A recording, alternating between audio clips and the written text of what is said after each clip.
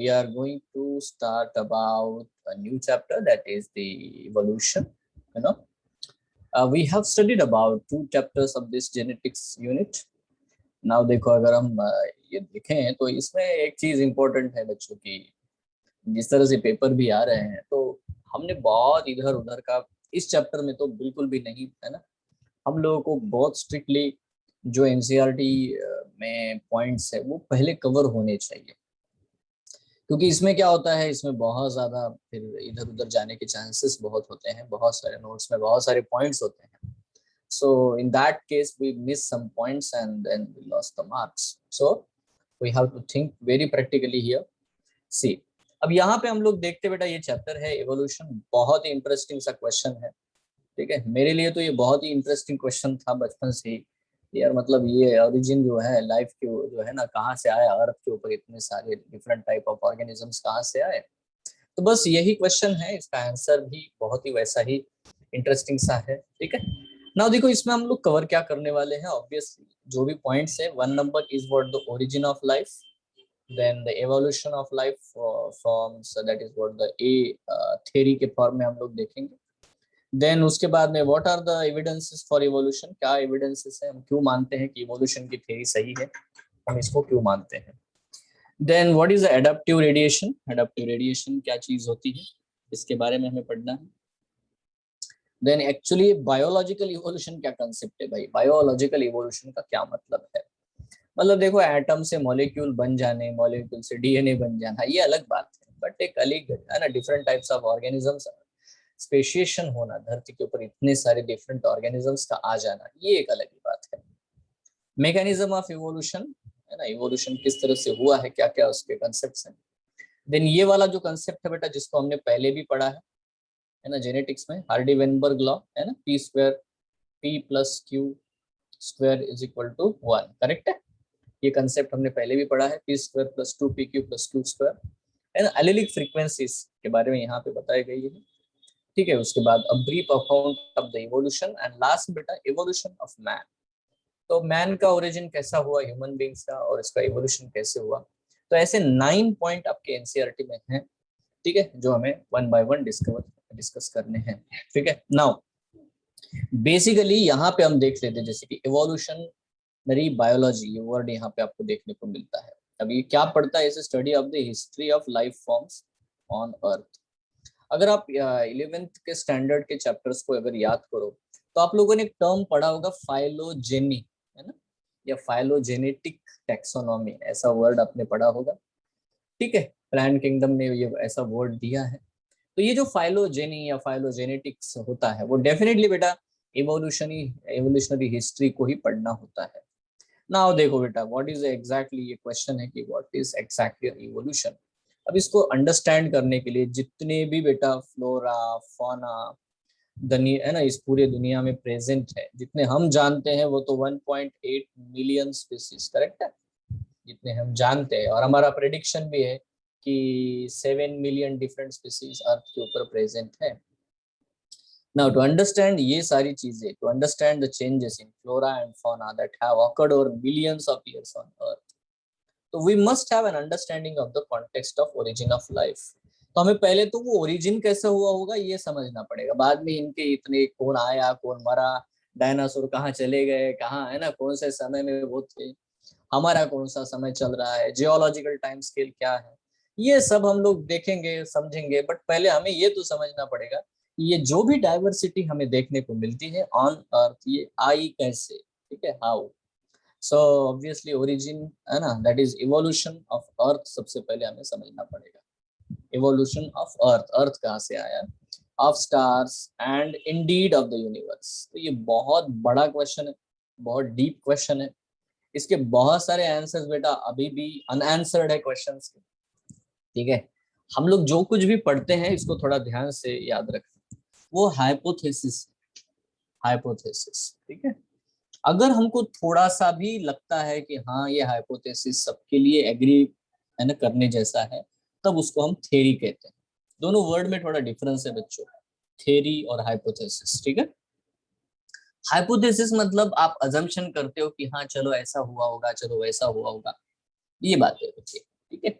अब थ्योरी मतलब हमारे पास कुछ न कुछ ऐसा एविडेंस आ जाता है जिसके भरोसे हम लोग मान लेते कि हाँ ये चार जो हाइपोथेसिस दिए हैं, मतलब ये एक क्वेश्चन है, उसके लिए चार आपने बेटा आंसर सजेस्ट किए, चार अजम्पशन लगाए, तो ये चारों हाइपोथेसिस है।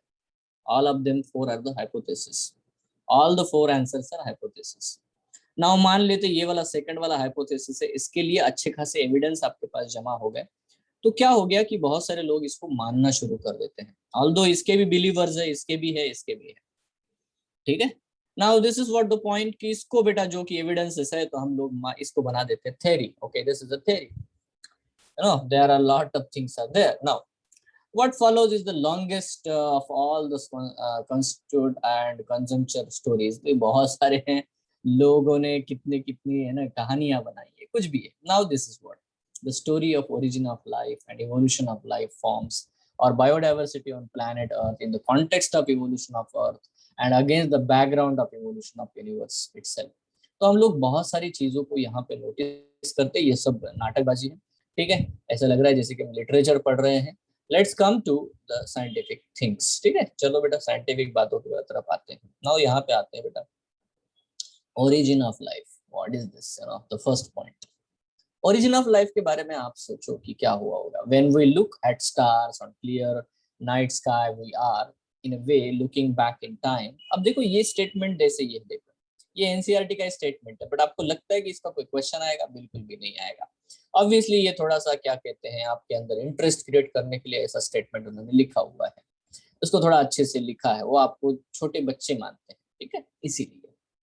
Now stellar distances are measured in light years. तो बेटा देखो हम लोग लाइट ईयर्स के बारे में बात करते हैं, हम लोग बात करते हैं बच्चों one atmospheric unit, you know one AU, ये चीज बात करते हैं। शायद आई थिंक वो होता है 149.5 million kilometre, this is one, एक छोटा सा यूनिट है ना। इतना ज्यादा डिस्टेंस बेटा हम लोग तय करने की कोशिश करेंगे। So what we see today is an object whose emitted light started its journey millions of years back and from trillions of kilometers away and reaching our eyes now। तो जैसे हम लोग ये कंसेप्ट भी जानते हैं कि आज जो बेटा जो भी आपको स्टार्स देखने को मिलते हैं, जो लाइट आपको देखने को मिलता है, वो उन्होंने आज इमिट नहीं किया है, क्योंकि उसको पहुंचने में, हम तक पहुंचने में मिलियंस ऑफ ईयर्स लगे हैं, ठीक है। इसीलिए जो लाइट हम लोग देख रहे हैं वो हमारा पास्ट है ना, पास्ट हमें दिखाई देता है। जो भी हमें इवन इमेजेस दिखाई जाती है उनके बारे में हम लोग बात करते हैं, तो बेटा वो सारा पास्ट है, ठीक है। Now however when we see objects in our immediate surroundings we see them instantly and hence in the present time। तो जो हमारे बिल्कुल पास में है उनसे जो लाइट आता है वो हम बहुत जल्दी दिख जाता है, वो जल्दी इमिट होता है। इसीलिए जो भी चीजें हमें देखने को मिलती है हमारे आजू बाजू की, वो रिसेंट टाइम है, ठीक है। Therefore when we see stars we apparently are peeping into the past. तो ये वो स्टेटमेंट है जो अभी मैंने बोला, ठीक है। हम लोग को जो भी नेबुला ये वो जो भी है ना, अब भी कुछ इंडियन साइंटिस्ट ने एक ऐसा क्या बोलते हैं क्लाउड डिस्कवर किया है ना, मतलब गैलेक्सीज का क्लाउड डिस्कवर किया, जिसको नाम रखा है सरस्वती, ठीक है। आज तक का सबसे बढ़िया इमेज, मतलब क्या बोलते हैं उसको हम लोग, है ना, सबसे प्रॉपरली डेंस क्लाउड आपको गैलेक्सीज का जो देखने को मिला है वो सरस्वती है, ठीक है, उसको नाम रखा गया है। तो वैसे होता है, जो चाइनीज लोगों ने ढूंढा तो जिंग जिंग चोंग कुछ भी नाम रखेंगे, वैसे ही होता है, ठीक है। So the origin of life is considered a unique event. Now this is very important, ये एक यूनिक इवेंट है, इसको समझना पड़ेगा यार। एक तो दिमाग में हमारे एक क्वेश्चन है कि क्या सिर्फ अर्थ के ऊपर ही, मतलब एक आपको डॉक्यूमेंट्री देखने को मिलेगी, सुनने को मिलेगी, ठीक है, आर वी अलोन, ऐसा उसका है ना हेडिंग है, आर वी अलोन। मतलब इस पूरे यूनिवर्स में क्या सिर्फ हम ही लोग हैं ह्यूमन बीइंग्स, और मतलब अर्थ के ऊपर जितने लिविंग ऑर्गेनिज्म वही है क्या, ठीक है। ये एक बहुत बड़ा सा क्वेश्चन है, क्योंकि कंप्लीट साइलेंस है, आपको पता ही नहीं चल रहा है कौन है बाहर है, तो कोई ना किसी ने तो किसी ने कांटेक्ट किया होता, कोई तो हमसे ज्यादा एडवांस्ड हुआ होगा जो हम तक पहुंचने की कोशिश करेगा। So anyway that is very, बहुत अतिरंजक होता है ये सब कुछ। So the origin of life is considered a unique event in the history of universe, है ना।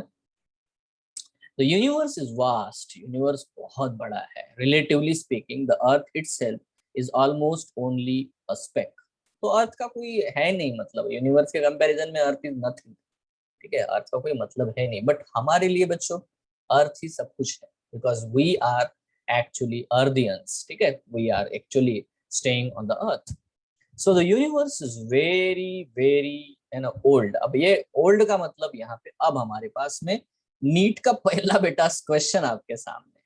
बताओ, ये है आपका पहला question. Almost 20 billion years old, ये किसकी एज बात है? यूनिवर्स की। Now understand this, this is the age of the universe, ठीक है, almost 20 billion years old, 20 billion years, ठीक है। So that's it. फिर देखो यूनिवर्स के बारे में जब भी आप लोग तो बी बी याद रखना, बिग बैंग, बी बिलियन, ठीक है, that you have to remember. Now huge clusters of galaxies, बहुत सारे गैलेक्सीज है, कंप्राइजेस द यूनिवर्स, ठीक है, यूनिवर्स को कंप्राइज करता है। Galaxies contain stars and clouds of gases and dust, ये सब कुछ प्रेजेंट है। मतलब होगी किसी बच्चे को भी पूछो कि यार बताओ मतलब सोलर सिस्टम में क्या क्या है, तो बोलेगा प्लैनेट है। प्लैनेट कितने प्लैनेट है? तो 8 प्लैनेट है ना। मतलब नाम भी बता सकते हो आप लोग, है कि नहीं? बट सिर्फ प्लैनेट ही है क्या? नहीं है ना। एस्टेरॉइड्स का बेल्ट है, मार्स और जुपिटर के बीच में एक एस्टेरॉइड्स का बेल्ट है ना। इवन बेटा जो आपका नेपच्यून खत्म हो जाता है, यूरेनस नेपच्यून के बाद में एक और बेल्ट है, क्यूपर्स बेल्ट। यस तो दैट इज, है ना, तो ये सारी चीजें हैं। Anyway, so considering the size of universe, अगर हम यूनिवर्स का साइज कंसिडर करते हैं, earth is indeed a speck. फिर से वही बात आ गई, है ना, वही है, बहुत छोटा है यार। नाउ यहाँ पे अब बात करते हैं, the big bang theory attempts to explain to us the origin of universe.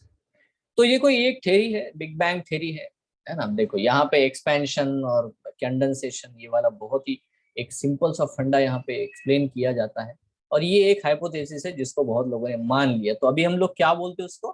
Theory बोलते हैं ना। यही एकमात्र हाइपोथेसिस है ऐसा है नहीं, ठीक है। There are lot of different types of the hypothesis of the origin of universe, you know, but चलो ये सबसे ज्यादा एक्सेप्टेड है, that is considered as a big bang theory attempts, ठीक है, to explain to us the origin of the universe, ठीक है।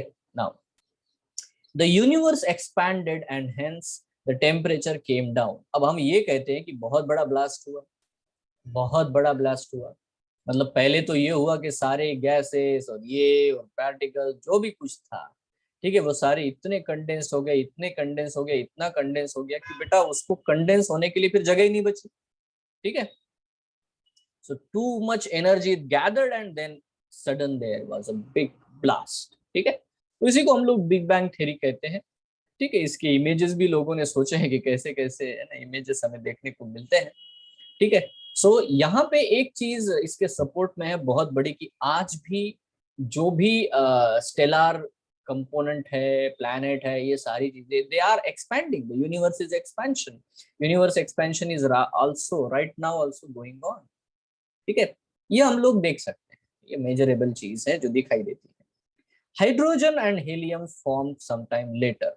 Now यहाँ पे ये देखो, सबसे पहली चीज यहाँ पे आपको देखने को मिलता है कि यूनिवर्स जैसे जैसे एक्सपैंड हुआ वैसे वैसे वो ठंडा होता गया, एंड देन वहां पे आया बेटा हाइड्रोजन एंड हीलियम। अब ये हाइड्रोजन एंड हीलियम बहुत इंपॉर्टेंट है। देखो आपके लिए हाइड्रोजन क्या है पता नहीं, मेरे लिए हाइड्रोजन का मतलब है कि 1 proton, 1 neutron and 1 electron is surrounding around this, that's it. समझ रहे हो आप लोग, है ना? Hello, yes sir. एक प्रोटॉन है, एक न्यूट्रॉन है सेंट्रल, और उसके आजू बाजू बेटा एक इलेक्ट्रॉन रिवॉल्व कर रहा है। That is actually a basic concept regarding hydrogen. वो एक बेसिक कंसेप्ट है हाइड्रोजन का, ठीक है। केमिकली बहुत सारी बातें बोली जा सकती है केमिस्ट्री के फॉर्मेट में, बट सिंपली अगर हम बहुत बहुत ही लेमैन लेवल पे बात करें हम लोग, तो ये सीधी बात है बराबर। वैसा ही हीलियम के लिए भी हम लोग बोल सकते हैं। तो इसका मतलब ये मॉलिक्यूल्स बनना, मतलब सॉरी, ये एटम्स बनना बहुत ही इजी टास्क था, इजी टास्क है। बट क्या बेटा अगर ऐसा हो सकता है तो इनका यूनियन भी हो सकता है, बहुत सारी चीजें हो सकती है। Let's understand the gases condensed under gravitation and form the galaxies. तो जो भी गैसेस थी वो कंडेंस्ड हुई, ठीक है, और उन्होंने गैलेक्सीज बनाई। Of the present day universe. तो जो भी यूनिवर्स में गैलेक्सीज है वो कंडेंसेशन ऑफ गैसेस से बनी है। In the solar system of the milky way Galaxy, अब देखो मेन चीज है कि हमारे लिए जो गैलेक्सी है वो मिल्की वे गैलेक्सी है, ठीक है। और ये जो मिल्की वे गैलेक्सी है उसमें हमारा सोलर सिस्टम एग्जिस्ट करता है। नाउ बड़ा ध्यान से याद रखना, अर्थ was supposed to have been formed about 4.5 billion years back, ठीक है। अब ये दूसरा क्वेश्चन है जो हमें पूछा जाएगा। अब देखो हमें बिलियन यही याद रखना है, बिलियन। जब भी मैंने कहा ना जो यूनिवर्स के लिए ओरिजिन के साथ जो भी प्लैनेटरी ओरिजिन है उनके साथ आपको बिलियन, बिग बैंग बिलियन याद रखना है, ठीक है। क्योंकि कुछ बच्चे साधारण लेवल पे कंफ्यूज भी हो जाते हैं, उनको लगता है मिलियन है कि बिलियन है, होता है ऐसे। ठीक है, मेरे साथ तो हुआ था ऐसे, मतलब जब मैं 11th वगैरह में था तब जब मैंने पहली बार पढ़ा था तो मुझे याद नहीं रहता कि मिलियन था या बिलियन, ठीक है। So I am telling you now 4.5 billion years back, okay. ये है हमारे अर्थ का ओरिजिन। नाउ अर्थ का ओरिजिन है, लाइफ का नहीं। लाइफ का ओरिजिन समय है अभी। So there was no atmosphere on the earth. तो जो अर्ली अर्थ है वहां पे कोई एटमॉस्फेयर का कोई चांस ही नहीं था, ठीक है। अब यहाँ पे देखो, सुनो, जो इंपॉर्टेंट पॉइंट है यहाँ से आता है। कहता है कि water vapour, methane, carbon dioxide and ammonia released from the molten masses. अब जो मोल्टन मास है मतलब अर्थ भी धीरे धीरे ठंडा हुआ, कूलिंग डाउन इफेक्ट हुआ, जो क्योंकि वो है ना, वो रोटेट हो रहे थे तो कूलिंग हुआ। So water vapour, methane, carbon dioxide and ammonia. Now देखो ये वर्ड्स, ये जो चीजें है ना, मतलब आप ऐसे अगर पढ़ोगे तो उससे मजा नहीं आता, इनको आपको ऐसे देखना है।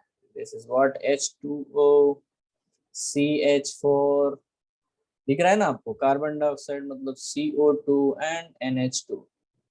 नाउ आपको एक चीज इंपॉर्टेंटली देखने को मिलेगी कि दो दो एलिमेंट है जो एक दूसरे के साथ कंबाइन हुए हैं। यहाँ पे हाइड्रोजन ऑक्सीजन है, यहाँ पे कार्बन हाइड्रोजन है, यहाँ पे कार्बन ऑक्सीजन है, और यहाँ पे नाइट्रोजन है, नाइट्रोजन है। सी, ये मॉलिक्यूल बहुत इंपॉर्टेंट है क्योंकि अगर मैं ये डायग्राम यहाँ पे, जैसे कि ये मैं अमीनो एसिड बना देता हूँ, अमीनो एसिड, थोड़ा ध्यान देना। अमीनो एसिड देखो यहाँ पे मैंने एक कार्बन लिखा बच्चों, इस कार्बन के ऊपर यहाँ एक H लिखा है, यहाँ एक H लिखा है, और बच्चों यहाँ पे मैंने NH2 डाल दिया और यहाँ पे डाल दिया बेटा COOH। यस, ये है अमीनो एसिड, ये सिंपल ग्लाइसिन है बच्चों, क्या है रही है ना, यस सर, ग्लाइसिन। अब इस ग्लाइसिन को देखो तो क्या आपको नहीं लगता है कि ये CH4 से ही बना है? तो ये सेंट्रल कार्बन है ना, ये सेंट्रल कार्बन है, ठीक है। इसका यहाँ पे हाइड्रोजन रिप्लेस कर दिया हम लोगों ने, ठीक है। यहाँ का hydrogen is replace by this COOH। ये CO2 से ही आया ना, COO कहाँ से आता है? CO2 से आता है, तो COO कंबाइन हो गया, नेगेटिव चार्ज है तो ये यहाँ पे देखो, ये अमोनिया यहाँ पे अटैच हो गया, ठीक है। सो ये जो बात होती है ये हमें अब अगर हमें दिखाई देती है तो यहाँ डेफिनेटली बेटा किस तरह से एक सिंपल से जो मॉलिक्यूल्स हैं, मतलब पहले तो हाइड्रोजन हेलियम बने, फिर न जाने कार्बन नाइट्रोजन, इनका भी एग्जिस्टेंस आया जो कि ज्यादा बड़े न्यूक्लियस वाले हैं। नाइट्रोजन और कार्बन तो बड़े न्यूक्लियस वाले हैं, उतने छोटे हैं नहीं जितना हाइड्रोजन और हीलियम का है कि नहीं? तो इससे हम लोग देखा, हाँ देखो एलिमेंट्स का ओरिजिन हुआ है। हम तो जानते हैं ना कि ऐसे भी प्लैनेट है, मतलब अगर आप जुपिटर सैटर्न पे चले गए तो आपको मिलियंस ऑफ डायमंड्स मिलेंगे, मिलियंस ऑफ डायमंड मिलेंगे। ग्राफाइट है, डायमंड है, इसका क्या मतलब है? कार्बन है यार, हेलो, कार्बन ही है ना। यस डायमंड है सर। मतलब क्या है? कार्बन है यार, है ना, कॉम्प्रेस्ड कंडेंस्ड, है ना, कार्बन हाइड्रोकार्बन सी तो है, वहां लिविंग ऑर्गेनिज्म नहीं बने, डायमंड बना दिए, है ना। चलो तो विजिट करेंगे कभी, है ना। तो यहाँ पे देखो, so carbon dioxide and ammonia release from the molten masses. जो मोल्टन मासेस है, इतना इतना हेवी टेम्परेचर वहां पे भयंकर वाला था, उसको ठंडा होते होते होते कवर्ड द सरफेस। तो मोल्टन मासेस ने पूरे सरफेस को कवर कर दिया बेटा अर्थ के। Now the UV rays from the sun broke up water into hydrogen and oxygen. देखो अब यहाँ पे हमें बहुत सिंपल सा पॉइंट देखने को मिलता है कि यूवी रेज का क्या रोल है भाई। यूवी रेज ने हाइड्रोजन एंड ऑक्सीजन इसमें सेपरेट कर दिया वाटर मॉलिक्यूल को, H2O बना है। H2O का हम लोग है ना ऑक्सीजन हाइड्रोजन अगर यहाँ सेपरेट करोगे तो ही, and the lighter H2 escaped. तो यहाँ पे आप देख सकते हो कि है ना जो H2 है वो एस्केप हो गया। Oxygen combined with the ammonia and methane to form है ना वाटर। ठीक है, ऑक्सीजन भी कंबाइन हुआ, देखो oxygen combined with the ammonia and methane to form water, CO2 and other component. तो थोड़ा सा नोटिस करो, यहाँ पे थोड़ा सा ही नोटिस करना है। देखो हम लोग इस चीज को इस तरह से समझे कि अर्थ बहुत ज्यादा मतलब क्या बोलते हैं है ना, उसका टेम्परेचर बहुत ही हाई था। तो अगर वो टेम्परेचर बहुत हाई था तो वहां पे क्या हुआ होगा कि ऊपर की सतह जो थी, सरफेस के ऊपर सारे मोल्टन मासेस थे जो पूरे सरफेस को कवर कर रहे थे। और मोल्टन मासेस में डेफिनेटली जैसे ही, क्योंकि एटमॉस्फेयर था नहीं, आज यूवी रेज डायरेक्टली आ नहीं सकते due to the ozone layer, due to the atmosphere. But उस समय बेटा at that time UV rays को रोकने वाला कुछ था ही नहीं, ब्लैंकेट नहीं था ये एटमॉस्फेरिक, तो यूवी रेज डायरेक्टली अर्थ के ऊपर आते थे। सो दिस यूवी रेज, जो यूवी रेज आई है फ्रॉम द सन है ना, ब्रोक अप द वाटर, जो भी वाटर मोल्टन मासेस के पास अवेलेबल था, जो यहाँ पे लिखा हुआ है हमने। ठीक है, तो ये जो वाटर है, वाटर वेपर्स, उनको हाइड्रोजन और ऑक्सीजन के फॉर्मेट में ब्रेक करना शुरू हुआ। ठीक है, उस समय का जो एटमॉस्फेयर है उसको हम रिड्यूसिंग एटमॉस्फेयर मानते हैं। यहाँ तक क्लियर है बच्चों? हेलो, यहाँ तक यस। क्लियर है? ओके। नाउ एंड तो लाइटर जो है, मतलब देखो हाइड्रोजन जो है वो एस्केप हुआ। अभी हाइड्रोजन एक बहुत बड़ी चीज है भाई। ऑक्सीजन जो भी था, हाइड्रोजन तो एस्केप हो गया, बट ऑक्सीजन का क्या हुआ? ऑक्सीजन कंबाइंड हो गया विथ अमोनिया। अब ये अमोनिया है, इसके साथ ऑक्सीजन रिएक्ट करने लगा। ये CH4 है, इसके साथ ऑक्सीजन रिएक्ट करने लगा। ठीक है, अब यहाँ पे आप समझ सकते हो, ये जो मॉलिक्यूल मैंने बना दिया ताकि आपको ये पॉइंट समझ में आ जाए। अब आप देख सकते हो CH4, NH2 और ऑक्सीजन भी है वहां पे, है ना? है ना? तो ये जो चीज है, अगर हम बात करें इसको है ना अच्छे से समझे, सो टू फॉर्म वाटर, उसे क्या क्या बना? वाटर भी बना, CO2 बना, ठीक है, एंड देन अदर कंपोनेंट्स भी बने। ना यहाँ पे थोड़ा ध्यान देखना कि पहले वाटर वेपर्स थे। पहले क्या था बेटा? Water vapours. बाद में वाटर बना, ऐसा जब बोलता है, वाटर को तोड़ के सर हाइड्रोजन ऑक्सीजन बनाया, फिर क्यों वाटर बनाया? Understand this first.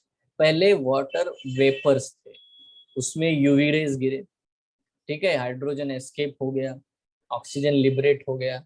जो जो मीथेन कंपोनेंट है CH4, ठीक है, और NH2, इनके साथ जब ये कंबाइन होना शुरू हुए, तब जो है बेटा रियल जो वाटर है जो कि कंडेंस होने लगा ऊपर जाके इन एटमॉस्फेयर, एटमॉस्फेयर में ऊपर, ठीक है, जो अर्थ के सरफेस के ऊपर। तो यहाँ पे आपको ये नोटिस करना है कि जब मैं अर्थ के बारे में सोचता हूँ, जब वो इनिशियल लेवल पे है मोल्टन मास, तो उसके ऊपर कुछ नहीं है। बट जब आप उसको इसी अर्थ को कुछ दिनों बाद सोचोगे तो इसके आजू बाजू में यहाँ पे बहुत सारे बेटा क्लाउड जमा हो गए। क्लाउड्स, क्योंकि मोल्टन मास जो आ रहा है उससे जो भी गैसेस लिबरेट होते हैं, इन गैसेस का बेटा यहाँ पे आजू बाजू में क्लाउड्स, क्योंकि एटमॉस्फेयर तो था नहीं, तो बिल्कुल पास पास में क्लाउड बनने लगे। और बेटा वो सेटल होते नहीं थे क्लाउड्स, जितने जल्दी हो सकता था है ना वो कंडेंस हो जाते थे, फिर से बेटा रेन के फॉर्मेट में वापस है ना वापस बेटा उसी अर्थ के ऊपर वो फॉल आउट होता था इस तरह से। तो इससे क्या हुआ?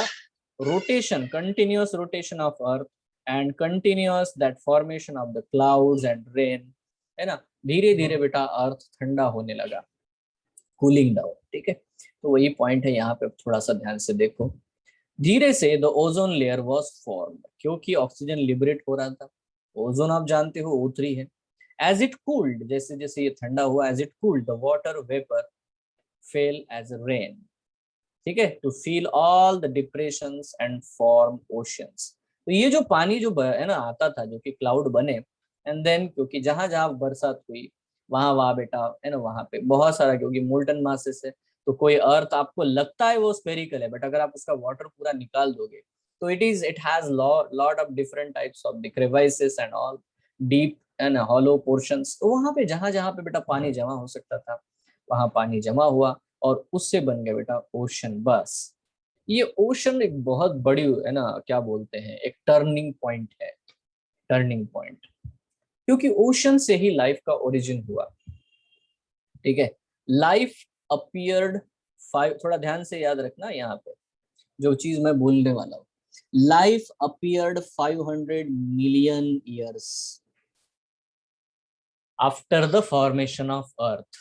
500 million years after the formation of earth. Now देखो, अर्थ का ओरिजिन हुआ है 4.5 बिलियन ईयर्स बैक। बिलियन, ठीक है, ये 500 मिलियन के बारे में बात करता है।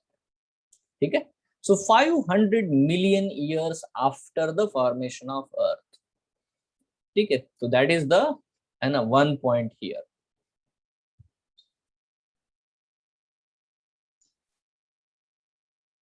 ठीक है, ये तीसरा मुद्दा है आपको। 20 बिलियन यूनिवर्स, 4.5 बिलियन अर्थ आफ्टर, ये बात है ना, आफ्टर 500 मिलियन ईयर्स, है ना, the formation of earth the life originated.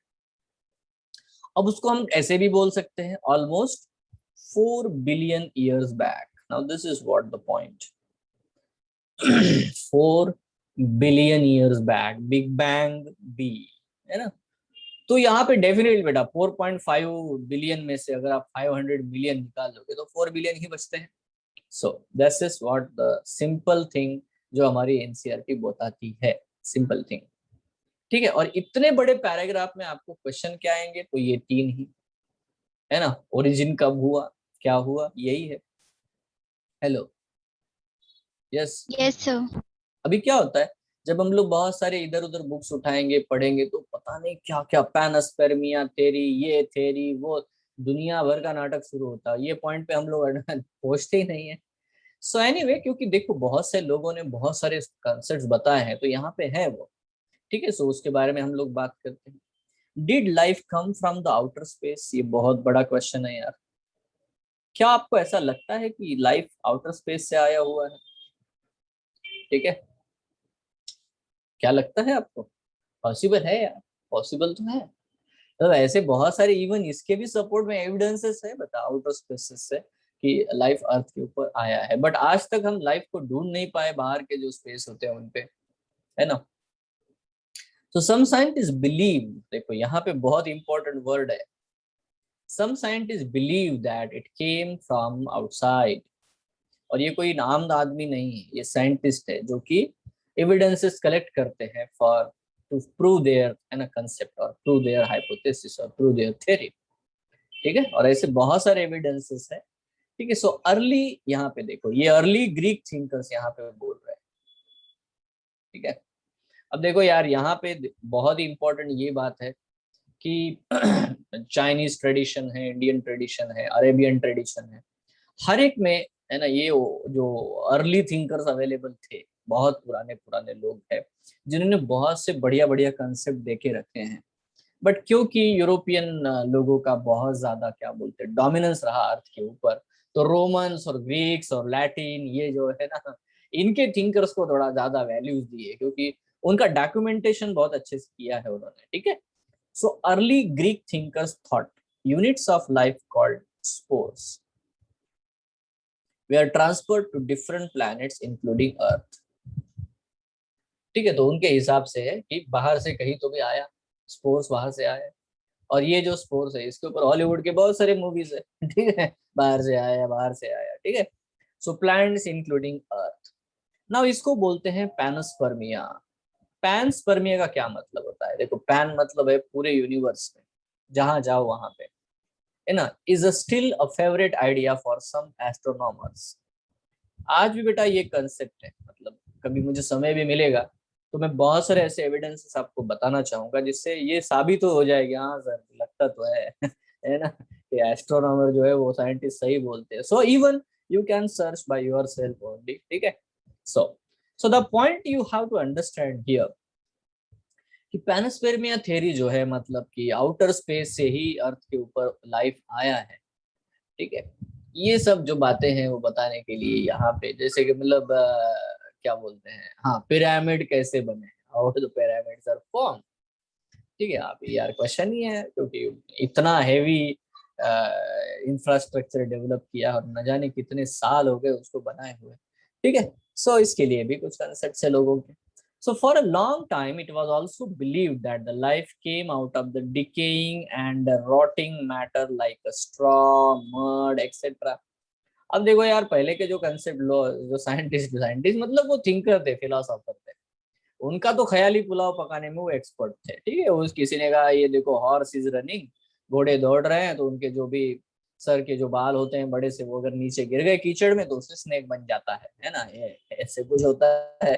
ठीक है, so there are lot of theories are there. ठीक है, जिसका बट यहाँ पे देखो जैसे कि डिकेइंग एंड रॉटिंग मैटर, हम लोग भी अपने घरों में देखे, हम लोग अपने घर में जाके देखे, मतलब कहीं पे डिब्बा वगैरह आपने रखा और क्लोज पैक, उसमें कुछ फूड रखा है, तो कुछ दिनों बाद में उसमें फंगस लग जाता है, या उसमें चींटियां आ जाती है, या इंसेक्ट्स है ना, वर्म्स आ जाते हैं.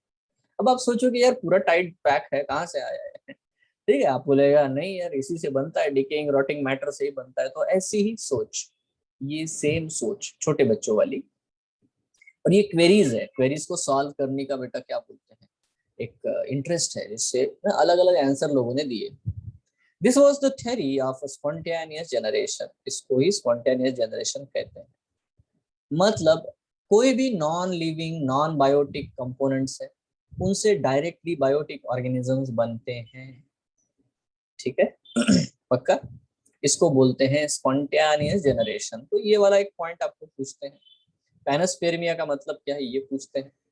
तो स्पॉन्टेनियस जनरेशन का सीधा मतलब है कि ऑटोमेटिकली, अचानक से, ऑटोमेटिक, खुद से खुद, है ना, नॉन लिविंग मैटर से लिविंग चीज आ जाती है. ठीक है, बहुत यहाँ पे आप देख सकते हो एक साइंटिस्ट का नाम लिखा है, लुई पास्चर,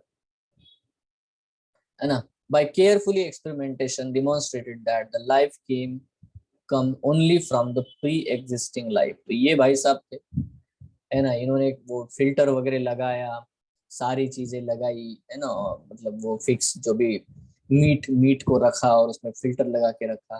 तो उसने देखा कि यार जब फिल्टर लगा के रखते हैं, बॉईल कर देते हैं और फिर फिल्टर लगा के रखते हैं, तो बेटा कोई भी मीट का प्रोडक्ट आप कितने भी दिन रखो, उसमें कोई लिविंग ऑर्गेनिज्म आता है नहीं. ठीक है, हाँ, अगर आप लोग उसको ओपन रखोगे, फिर उसको कवर करोगे, तो उसमें स्पोर्स चले जाते हैं बाहर से. तो ऑब्वियसली बेटा ये जो भी मैगोट्स वगैरह होते हैं वो वैसे ही वहां पे डेवलप होना शुरू हो जाते हैं. तो यहाँ पे स्पॉन्टेनियस जनरेशन थ्योरी को इन भाई साहब ने, है ना, कर दिया खत्म. ठीक है, इन्होंने बायोजेनेसिस वाला कंसेप्ट दिया. बायोजेनेसिस मतलब कि पहले कोई लिविंग ऑर्गेनिज्म होना चाहिए, उसी के बाद में नया लिविंग ऑर्गेनिज्म उसी से आ सकता है, ऐसा नहीं कि बस स्पॉन्टेनियस जनरेशन हो. So he showed that in pre sterilized flask, उसने फ्लास्क लिया जो कि प्री स्टरिलाइज्ड है कंप्लीटली. ठीक है, एल्कोहल से और बॉइल्ड, मतलब क्या बोलते हैं, स्टीम वाटर से उसने कंप्लीट उसको साफ कर दिया है. कि life did not come from the killed yeast while in other flask open to air, है ना, new living organisms arose from the killed yeast. तो यही चीज है, अगर आप कुछ भी चीज रखोगे उसको एयर के कांटेक्ट में रखोगे, तो ही बेटा उसमें नया लिविंग ऑर्गेनिज्म आने के चांसेस है. अब आप बोलोगे कि नहीं नहीं ऐसा नहीं होता, ये नहीं हो, है ना, ऑटोमेटिक होता है, तो ऑटोमेटिक नहीं हो सकता, आप करके देखो, नहीं होगा. ठीक है, नाउ देखो, spontaneous theory was dismissed once and for all. तो बेटा खत्म ही कर दिया लुई पास्चर ने उसकी कथा को, स्पॉन्टेनियस जनरेशन थ्योरी को. ठीक है, however this did not answer how the first life form came on earth. देखो ये बोलता है बायोजेनेसिस होता है. बायोजेनेसिस का क्या मतलब है, बायोजेनेसिस का होता है मतलब, जैसे कि आपने वर्चो नाम का साइंटिस्ट सुना, उसने कहा था ओमनिस सेलुला ई सेलुला. क्या मतलब होता है इसका, all cell arise from the pre existing cell. बराबर है ना, यही होता है ना मतलब उसका, all cell arise from the pre existing cell. तो वैसा ये भी है बायोजेनेटिक लॉ. तो कोई भी नया ऑर्गेनिज्म डेवलप होगा तो वो कहीं ना कहीं पहले कोई ऑर्गेनिज्म होना चाहिए, उसी से आएगा.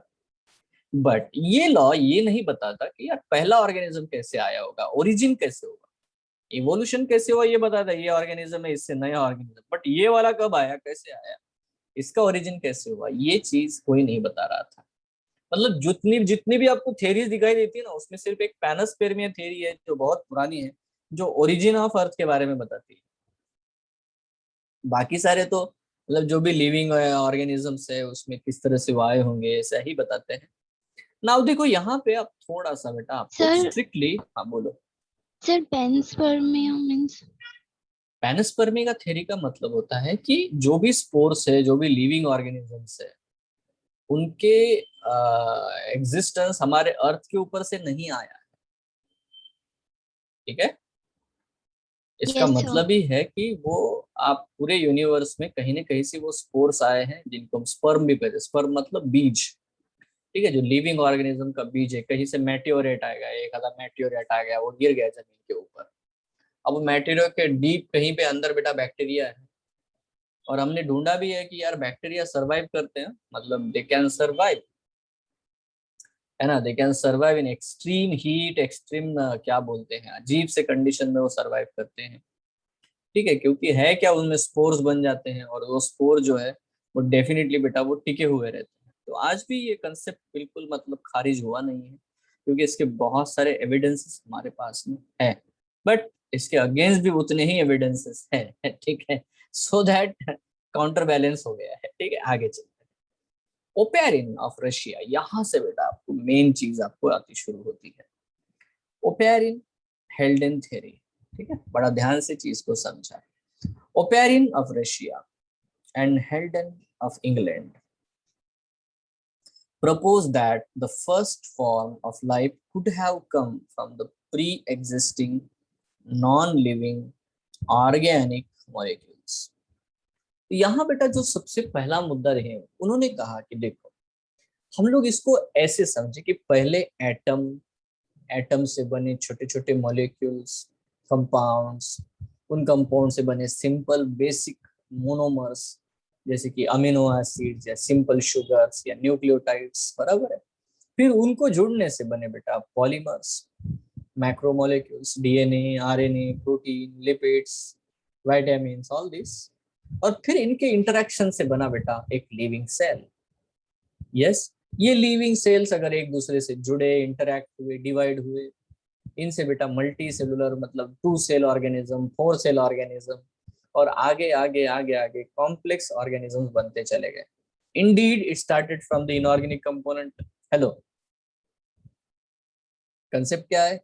हेलो, कहाँ से शुरू हुआ? इनऑर्गेनिक चीजों से, जो भी इनऑर्गेनिक कंपोनेंट है उनसे शुरू हुआ। ठीक है, and that formation of life was preceded, देखो प्रीसीडेड, प्रोसीड मतलब आगे चलना, पहले क्या हुआ, was preceded by chemical evolution। तो केमिकल इवोल्यूशन हमारा सबसे पहला बेटा, है ना, एकदम पहला बेसिक पॉइंट है। That is what the chemical evolution, that is formation of diverse organic molecules from the inorganic constituents. तो जो इनऑर्गेनिक कंस्टिट्यूएंट्स है, जो भी इनऑर्गेनिक कंपोनेंट हमारे अर्थ के ऊपर थे, उनसे ही बेटा ये जो भी ऑर्गेनिक कंपोनेंट्स आज हमें देखने को मिलते हैं, ऑर्गेनिक मॉलिक्यूल्स देखने को मिलते हैं, वो आए। The condition on Earth were high temperature, volcanic storms, reducing atmosphere containing CH4, NH3, ये सारी चीजें बेटा इनिशियल लेवल पे अर्थ के ऊपर थी। इस चीज को समझ में आया, इसीलिए मैंने पहले ही ये सब यहाँ पे लिख दिया है बच्चों, और ये कंसेप्ट समझ में आया इसीलिए ये भी मैंने बना दिया है। ठीक है, हेलो, ठीक है, आपको वो जो है एपरिन हेल्डेन क्या बोल रहे हो ये समझ में आया, इसलिए मैंने पहले ही यहाँ पे बना दिया है ना। तो आपको ये कंसेप्ट समझ में आना चाहिए। देखो, इससे पहले मैं क्या लिखूंगा, कार्बन है, हाइड्रोजन है, ऑक्सीजन है ना, ये है, तो ये इनऑर्गेनिक कंपोनेंट है। ठीक है, जो भी मिनरल्स है वो पहले बने, उसके बाद ये बने, उसके बाद ये बने। Now this is what the point. अब ये जुड़ेंगे तो प्रोटीन बनेगा ना, अलग अलग अमीनो एसिड बनेंगे। यहाँ पे बेटा आप कोई चीज बदल दो, CH4 लगा दो, तो अमीनो एसिड के फॉर्मेट अलग अलग बनेंगे। So that is what the point we have got here.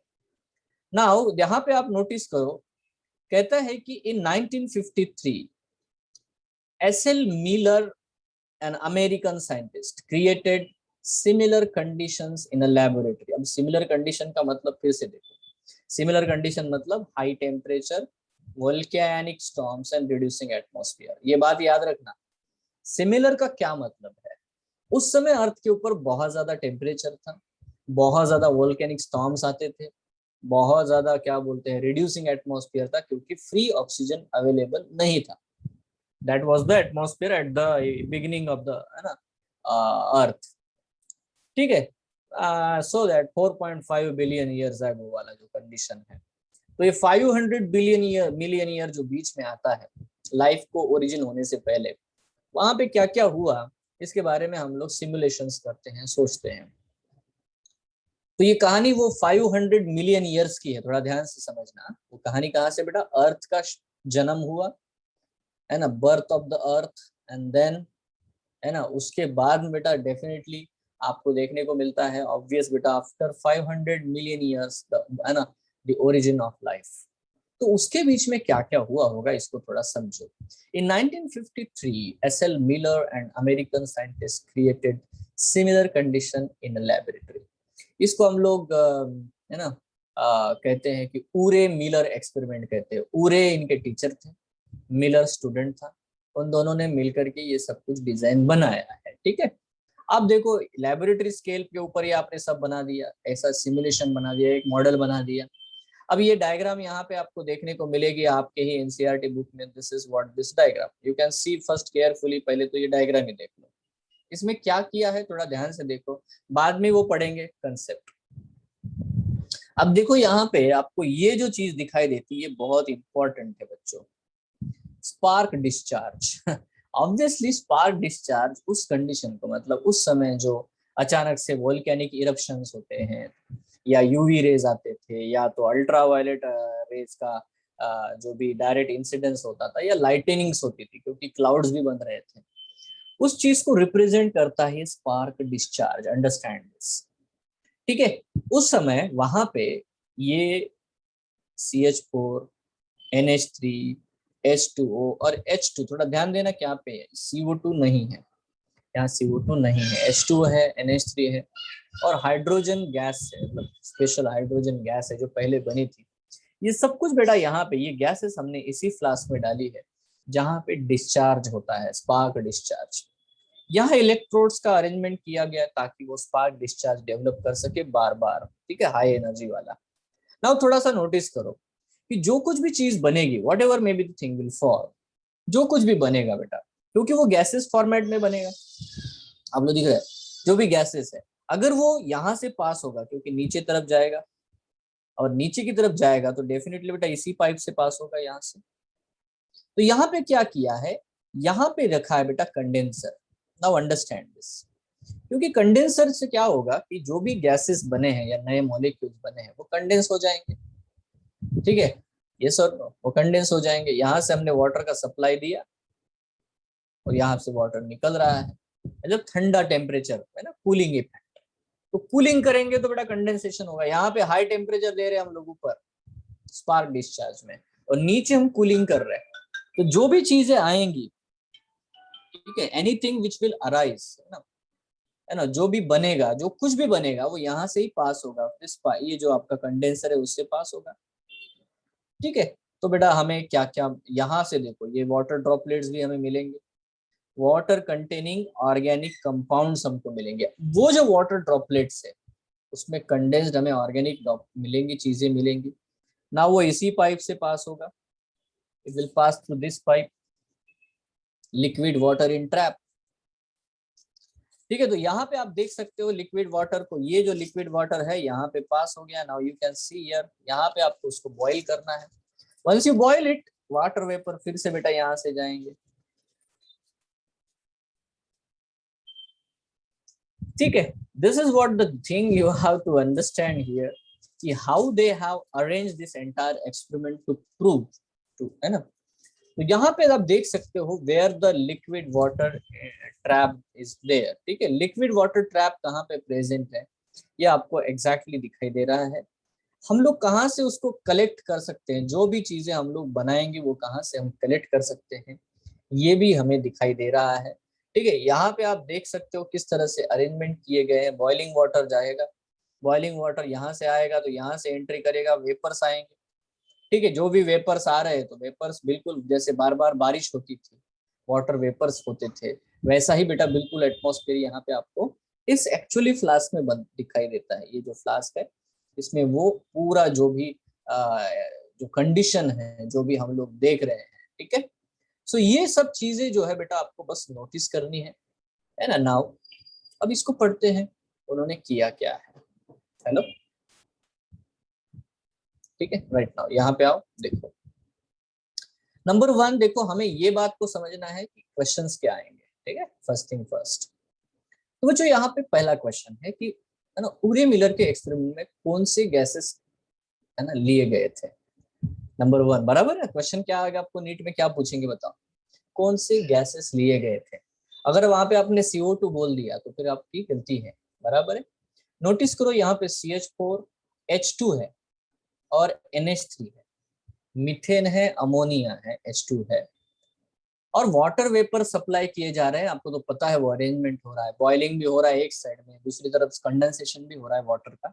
So that is happening, ठीक है। तो water vapour is the important. अब यहाँ पे एक और चीज है जो आपको डायग्राम में नहीं दिखती, वो है 800 डिग्री सेल्सियस टेम्परेचर, ठीक है। So he created electric discharge in a closed flask containing CH4, H2, NH3 and water vapors at 800 degrees Celsius.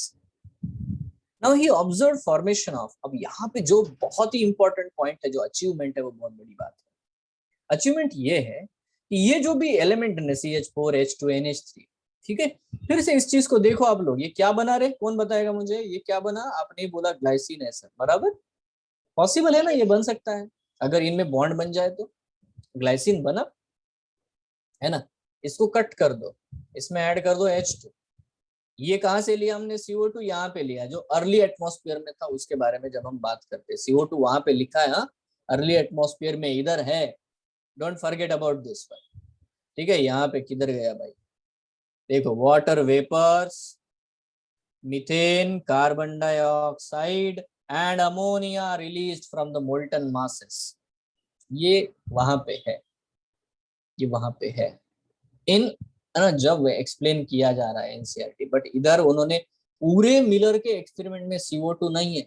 Easy, hello, easy, Yes, sir. हाँ। Yes, now sir. ही observe, अभी यहाँ पे negative marking, वो इतना simple चीज पूछते हैं NCERT में से, है ना, तो ज्यादा मतलब बहुत ज्यादा पैंसपर्मिया ये वो इधर उधर दुनिया भर का डॉक्यूमेंट्रीज देख के पेपर नहीं देने, ठीक है, keep it simple. He observe formation of amino acid. Now देखो, अमीनो एसिड्स फॉर्मेशन सबसे पहली चीज हमें मिली, इसीलिए हम ये बिलीव करते हैं कि सबसे पहले प्रोटीन ही बने। हेलो, मैंने बार बार आपको मॉलिक्यूलर बायोलॉजी में ये बात बताई, पहले प्रोटीन आए, पहले प्रोटीन आए, करेक्ट है ना, पहले कौन आया, प्रोटीन आया। इन सिमिलर एक्सपेरिमेंट्स, बहुत अलग अलग कंपोनेंट लेके इसने करके देखे। In similar experiments other observe, others है ना, अदर्स मतलब अभी मिलर की बात नहीं है, ऐसे ही एक्सपेरिमेंट्स फिर बहुत लोगों ने किए हैं, बहुत लोगों ने, है ना, अलग अलग। In similar experiments others observed formation of sugars, nitrogen bases, pigment and fats. Now this is very great achievement है। मतलब आप सोचो कि आपको शुगर मिल रहे हैं, नाइट्रोजनस बेसिस मिल रहे हैं, पिगमेंट मिल रहे हैं, फैट्स मिल रहे हैं, जब आपने, ठीक है, CO2 डाल के देख लिया, कुछ और भी दूसरा कंपोनेंट भी डाल के देख लिया, तो ऐसे एक्सपेरिमेंट्स है। तो समझ में आता है कि यार हाँ, उस समय अगर ये एलिमेंट्स प्रेजेंट होंगे तो उनसे ये चीजें तो ऑटोमेटिकली बनती हैं। हेलो, तो कितना बड़ा एविडेंस है कि इनऑर्गेनिक कंपोनेंट से ही ऑर्गेनिक कंपोनेंट बने होंगे, in just and without any living organism. Hello, without any living organism है क्या उधर, कोई नहीं है ना। बट ये नोटिस करना कि पूरे मिलर को क्या मिला था, मिलर को क्या मिला था उसके एक्सपेरिमेंट में। आप बोलोगे शुगर मिला था सर, तो ये गलत है ना, क्योंकि यहाँ Yes. अदर्स बाकी लोगों ने एक्सपेरिमेंट किए तब उनको ये मिले। मिलर को तो सिर्फ क्या मिला, he observe formation of amino acid.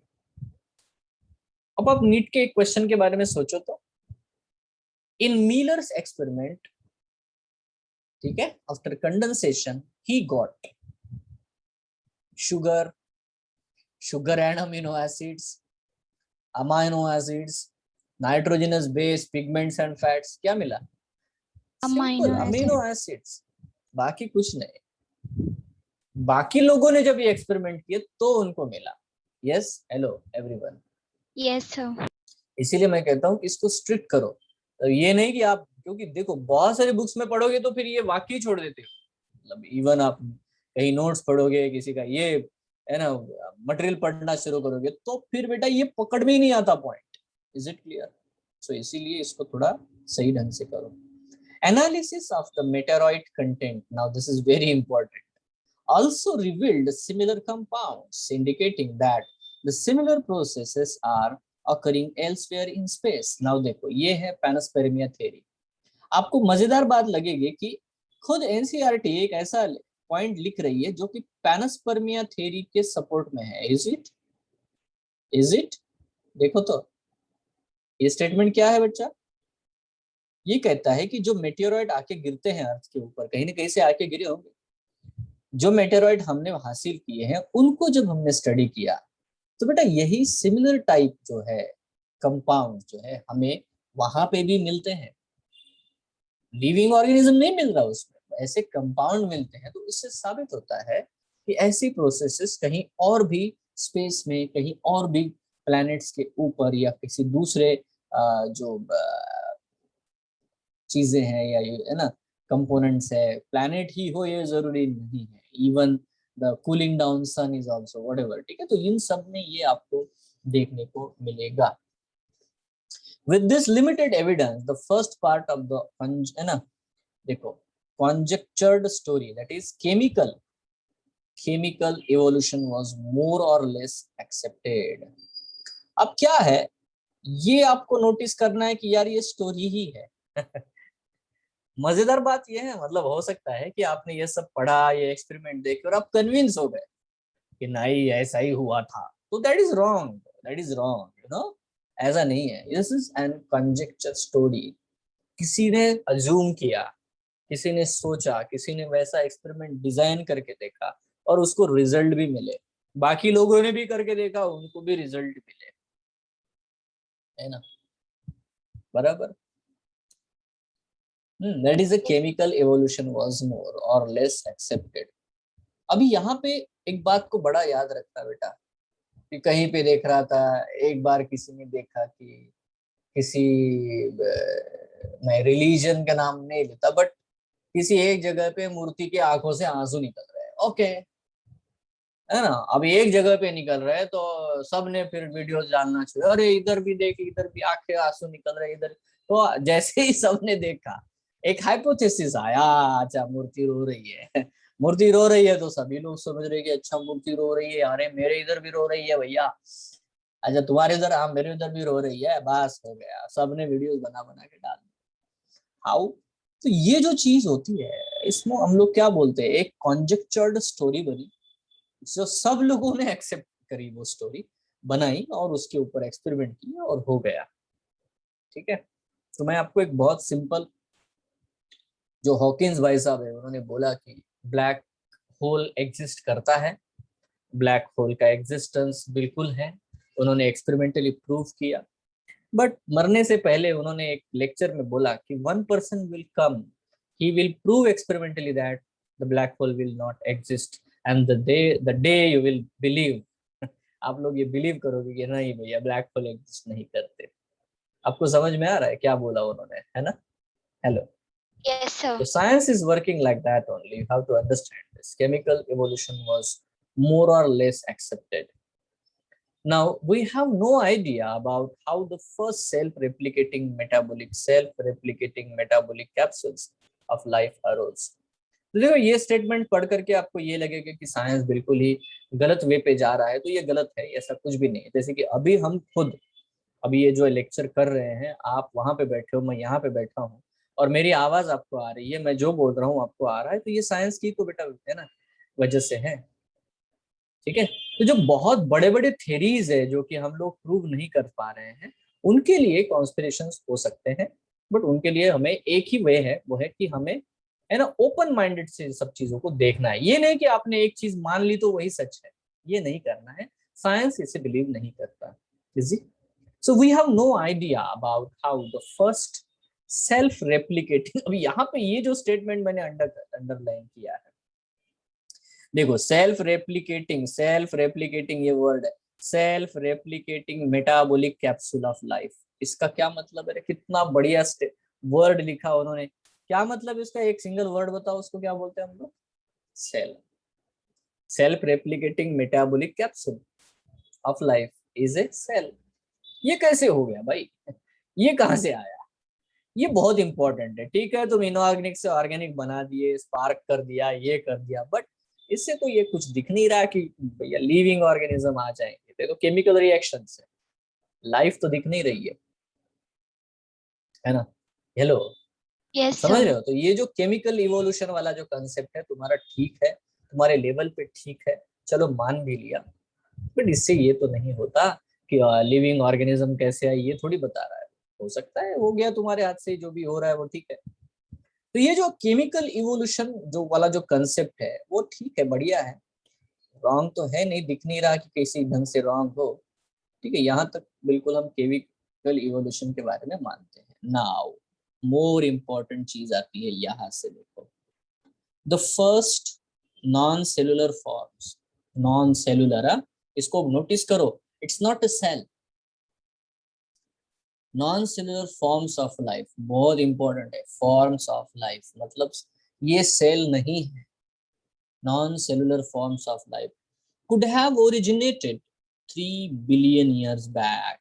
Okay, ठीक है, हम लोग कहते हैं कि 4 बिलियन ईयर्स एगो लाइफ का ओरिजिन हुआ होगा, मतलब यही जो केमिकल इवोल्यूशन की शुरुआत हुई। हेलो, वर्ड यहाँ पे आता है 3 billion years. Now understand this. यहाँ पे अगर मैं 4.5 बिलियन लिखता हूँ, फिर लिखता हूँ 4 बिलियन, और फिर लिखता हूँ 3 बिलियन, मतलब मैंने माइनस कर दिए 1.5 बिलियन ईयर्स। छोड़ दो, कंप्लीट छोड़ दो, यस, लिव इट 3 बिलियन। अभी 3 बिलियन में भी हम लोग ये नहीं बोल रहे कि लिविंग ऑर्गेनिज्म आया, हमने कहा non cellular forms of the life. Non cellular, keep it mind, first non-cellular forms of life could have originated 3 billion years back, and they would have been giant molecules.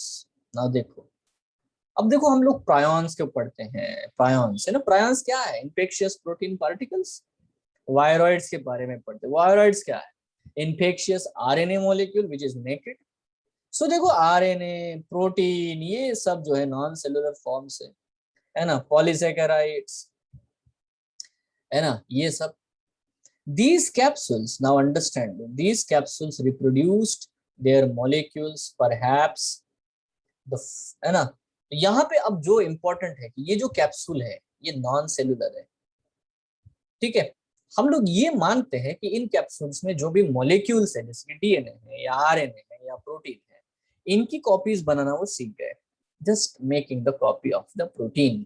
एक protein से दूसरा protein बन रहा है, ये चीज शायद हुई होगी।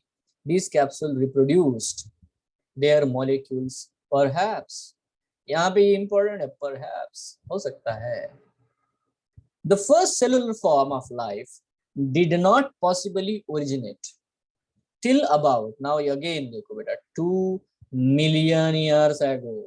millions, हेलो, बिलियन की बात नहीं कर रहे हैं अभी।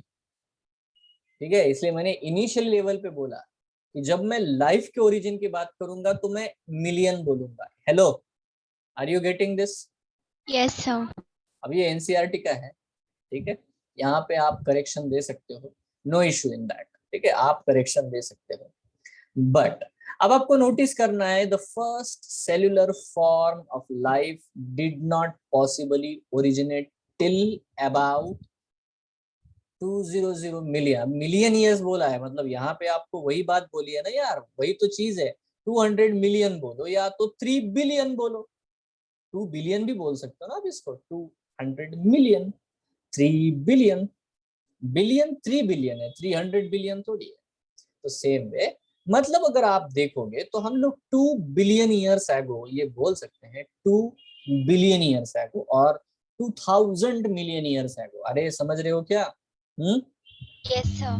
है ना, 2000 मिलियन ईयर्स एगो हमें, है ना, लाइफ ओरिजिन होते हुए दिखाई देता है। फर्स्ट देखो, first cellular form of life, पहला सेलुलर फॉर्म अर्थ के ऊपर, पहला cellular form 2 billion years ago आया था। है ना, उससे पहले 3 बिलियन ईयर्स एगो बेटा नॉन सेलुलर फॉर्म्स आए थे। यस, ये क्लियर हो, ये क्लियर रखो।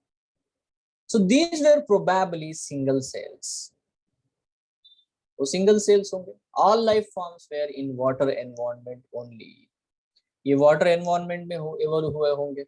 ये सब नीचे है, या मतलब एक्सप्लेनेशन है इसके बारे में, नॉन सेलुलर सेलुलर सब है नीचे है, डोंट वरी अबाउट दिस। ठीक है, ये नीचे दिया गया ना 7.2 इवोल्यूशन ऑफ लाइफ फॉर्म्स, उसमें बहुत सारी बातें हैं। अब ये तो बस सुपरफिशियली बोल रहे हैं हम लोग।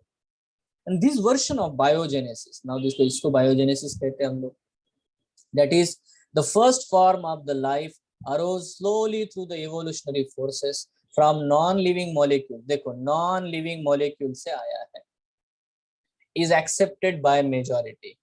तो बेटा पहला ओरिजिन स्पॉन्टेनियस जनरेशन ही तो है। हमने तो अभी क्या बोल रहे हैं, ये जो ग्रीक फिलोसोफर वगैरह हर बार स्पॉन्टेनियस जनरेशन होता है ऐसा कह रहे हैं, ऐसा नहीं है। जो पहला जो हुआ था, है ना, वो ए बायोजेनेसिस ही तो है। ए बायोजेनेसिस का मतलब, ए बायोजेनेसिस का मतलब कि नॉन लिविंग मॉलिक्यूल से ही बेटा लिविंग ऑर्गेनिजम्स का प्रोडक्शन हुआ, फॉर्मेशन हुआ। हाउएवर वंस फॉर्म्ड, अब थोड़ा नोटिस करना, how the first cellular forms of life could have evolved into the complex biodiversity of today is the fascinating story that will be discussed below। तो अब ये कहानी जो अभी मतलब ऐसे ऐसे बोल रहे हैं कि पहले नॉन सेल्यूलर वाले आए, फिर सेलुलर वाला आया, फिर इस सेलुलर से कॉम्प्लेक्स पूरे ऑर्गेनिजम्स आए, ये जो कहानी है, इसकी स्टोरी जो है वो आपको नीचे अब पढ़ने को मिलेगी। आई होप यहाँ तक आपको बिल्कुल क्लियर है मैंने क्या क्या कहा। Hello, yes sir. कोई भी डाउट है पूछ लो यार। इसमें तो डाउट बहुत आते हैं, मतलब बच्चे इसमें बहुत क्वेश्चन पूछते हैं, भाई सर ऐसा हुआ तो, क्योंकि देखो यहाँ इमेजिनेशन का सबको चांस है, सब कोई सोच सकता है, कोई भी, है कि नहीं, है ना। So evolution of life forms a theory, again यहाँ पे आपको देखने को मिलती है अ थ्योरी। हेडिंग देखा आपने, क्या दिया है, अ थ्योरी, एक थ्योरी है जो मोस्टली एक्सेप्टेड है, दैट्स इट, है ना। सो कन्वेंशनल रिलीजियस लिटरेचर, अब यहाँ पे वो थोड़ा सा क्रिटिकल हो रहे हैं, क्रिटिसाइज कर रहे हैं। Conventional religious literature tells us about the theory of special creation. ठीक है, देखो डार्विन ने जब ये कंसेप्ट रखा था, है ना, तो वो इतना फेमस इसीलिए हुआ क्योंकि उसका अपोजिशन जो है, वो जो वहां पे इस्टेब्लिश जो भी चर्चेस वगैरह थे, उन्होंने बहुत ज्यादा इसको, क्योंकि देखो ऑब्वियसली आप कोई भी बुक देखोगे रिलीजियस बुक, उसमें स्पेशल क्रिएशन वाली थ्योरी दिखाई देती है ना। ये हुआ था, बहुत बड़ा बाढ़ आया था, फिर प्रलय हुआ था, फिर बड़ा सा नाव लेके लोग चले, lot of things are there, you know. So देखो यहाँ पे, अब यहाँ पे कोई एविडेंस है नहीं, है ना, ये सब कुछ फेथ पे चलता है, faith is the very biggest thing, है ना, बहुत बड़ी बात हो जाती है। लोग जो बिलीव करना लग जाते हैं, है ना, पूरे मास गैदरिंग के साथ में जब बिलीव करते हैं, तो वही तो हम लोग रिलीजन बोलते हैं। ठीक है, अब ये सबका अपना अपना वे है हाउ टू, है ना, डू दैट वन। कुछ लोग एथिस्ट भी होते हैं, they don't believe any religion, ठीक है, ऐसे भी है। और कुछ बहुत बड़े बड़े साइंटिस्ट है, वो भी रिलीजन, मतलब रिलीजन को बिलीव करते हैं, या, है ना, फेथ रखते हैं, फेथ इज डिफरेंट। ठीक है, नाउ देखो conventional religious literature tells us about the theory of a special creation. Special creation वाली जो थ्योरी है ना, कि कोई सुपर नेचुरल पावर है, इसने सारे लिविंग ऑर्गेनिजम्स को बना दिया। किसी ने बोला 1 दिन में बना दिया, किसी ने बोला 7 दिन में बना दिया, किसी ने बोला कि हाँ ऐसे ऐसे बनाया वैसे, तो that is what the point. Now this theory has a 3 connect, है ना, देखो ये है कॉनोटेशंस, इसमें 3 मुद्दे हैं, है ना, 3 बहुत ही इंपॉर्टेंट बेटा इसमें मुद्दे हैं जो हमें समझने हैं। This theory has a 3 connotations। One, that all living organisms, special species or type that we see today were created as such। मतलब ऐसा है कि बस एक दिन में एक जादू हो गया और सारे एक दिन में आ गए, वाह, है ना, ये एक पहला पॉइंट है ना, बिल्कुल। नाउ सेकंड है, दूसरा पॉइंट क्या है, that the diversity was always the same since the creation and all and will be the same in future also। अब इसमें तीसरा एक बिलीव है, वो कैसा है कि धरती जब ओरिजिन हुई है, जैसे बनी है, ये डाइवर्सिटी तब से ऐसी ही है, इतने ही अलग अलग प्रकार के ऑर्गेनिज्म अर्थ के ऊपर थे और फ्यूचर में भी ऐसे ही रहेंगे, इट विल नॉट चेंज। तीसरा है the earth is about 4000 years old, मतलब अर्थ जो है उसका लाइफ सिर्फ 4000 साल पुराना है। अब यार अगर आप ये कार्बन डेटिंग और यूनिवर्स और ये फंडे, मतलब इवन बेटा जो हमारे पास क्लोजेस्ट जो स्टार्स होते हैं उनका भी लाइट पहुंचने में हमें इतना समय लग जाता है ना, क्लोजेस्ट स्टार मतलब है ना, बियॉन्ड द सन, सन को छोड़ करके, तो उसका क्लोजेस्ट स्टार का भी लाइट हमारे पास जब ओरिजिन होके पहुंचता है तो उसको भी इतना समय लगता है। सो द है ना, ये 3 पॉइंट है जो कि हमें स्पेशल क्रिएशन थ्योरी या रिलीजियस सेंटिमेंटल जो बातें होती हैं, लिटरेचर है, उसमें आपको देखने को मिलती है। So all these ideas were strongly challenged during the 19th century. अब यहाँ पे ये बहुत पहले की बातें हैं, आज भी लोग है ना अपने अपना फेथ फॉलो करते हैं, ठीक है, क्योंकि वो ट्रेडिशनल वे से आ चुका है, ठीक है। So based on the observation made during a sea voyage in a sail ship called as the HMS Beagle, अब यहाँ पे डार्विन भाई साहब का नाम आएगा, ठीक है, HMS Beagle, round the world, Charles Darwin. अब ये क्वेश्चन आएगा कौन सा शिप का नाम क्या था, HMS Beagle, ठीक है, round the world, Charles Darwin concluded that the existing living forms share similarities to varying degrees not only among themselves but also with the life forms that existed millions of years ago। तो उनका एक बहुत ही बढ़िया observation ये है कि दुनिया भर में जितने भी लिविंग ऑर्गेनिजम्स हमें देखने को मिलते हैं, जितने भी लिविंग ऑर्गेनिजम्स देखने को मिलते हैं, ठीक है, ये सारे लिविंग ऑर्गेनिजम्स में एक सिमिलैरिटी है। ना सिर्फ लिविंग ऑर्गेनिज्म, हम लोग जो फॉसिल्स भी देखते हैं, फॉसिल जो निकलते हैं, उनमें भी आप देखोगे तो उनमें भी कुछ ना कुछ लेवल पे सिमिलैरिटीज हमें देखने को मिलती है, ठीक है, ये एक इम्पोर्टेंट है। और उतने ही वेरिएशंस भी देखने को मिलते हैं उन्हीं सिमिलैरिटीज के साथ साथ। So many such life forms do not exist anymore. अब बहुत सारे ऐसे ऑर्गेनिजम्स है जो एक्सटिंक्ट हो चुके हैं, वो आज है ही नहीं, है क्या, वो नहीं है। फॉर एग्जाम्पल हम लोग सिंपली जानते हैं डायनासोर से इतने फॉसिल्स मिले हुए हैं, डायनासोर तो है ही नहीं, दे आर नॉट देयर, इस दुनिया में है ही नहीं। हाँ उनके स्मॉल वर्जन्स है, रेप्टाइल्स है, बिल्कुल है, बट वो उतने ह्यूज एनिमल जो है वो बिल्कुल भी नहीं है। So there had been extinctions of different life forms in the years gone by, just as a new forms of life arose at different periods of the history of earth।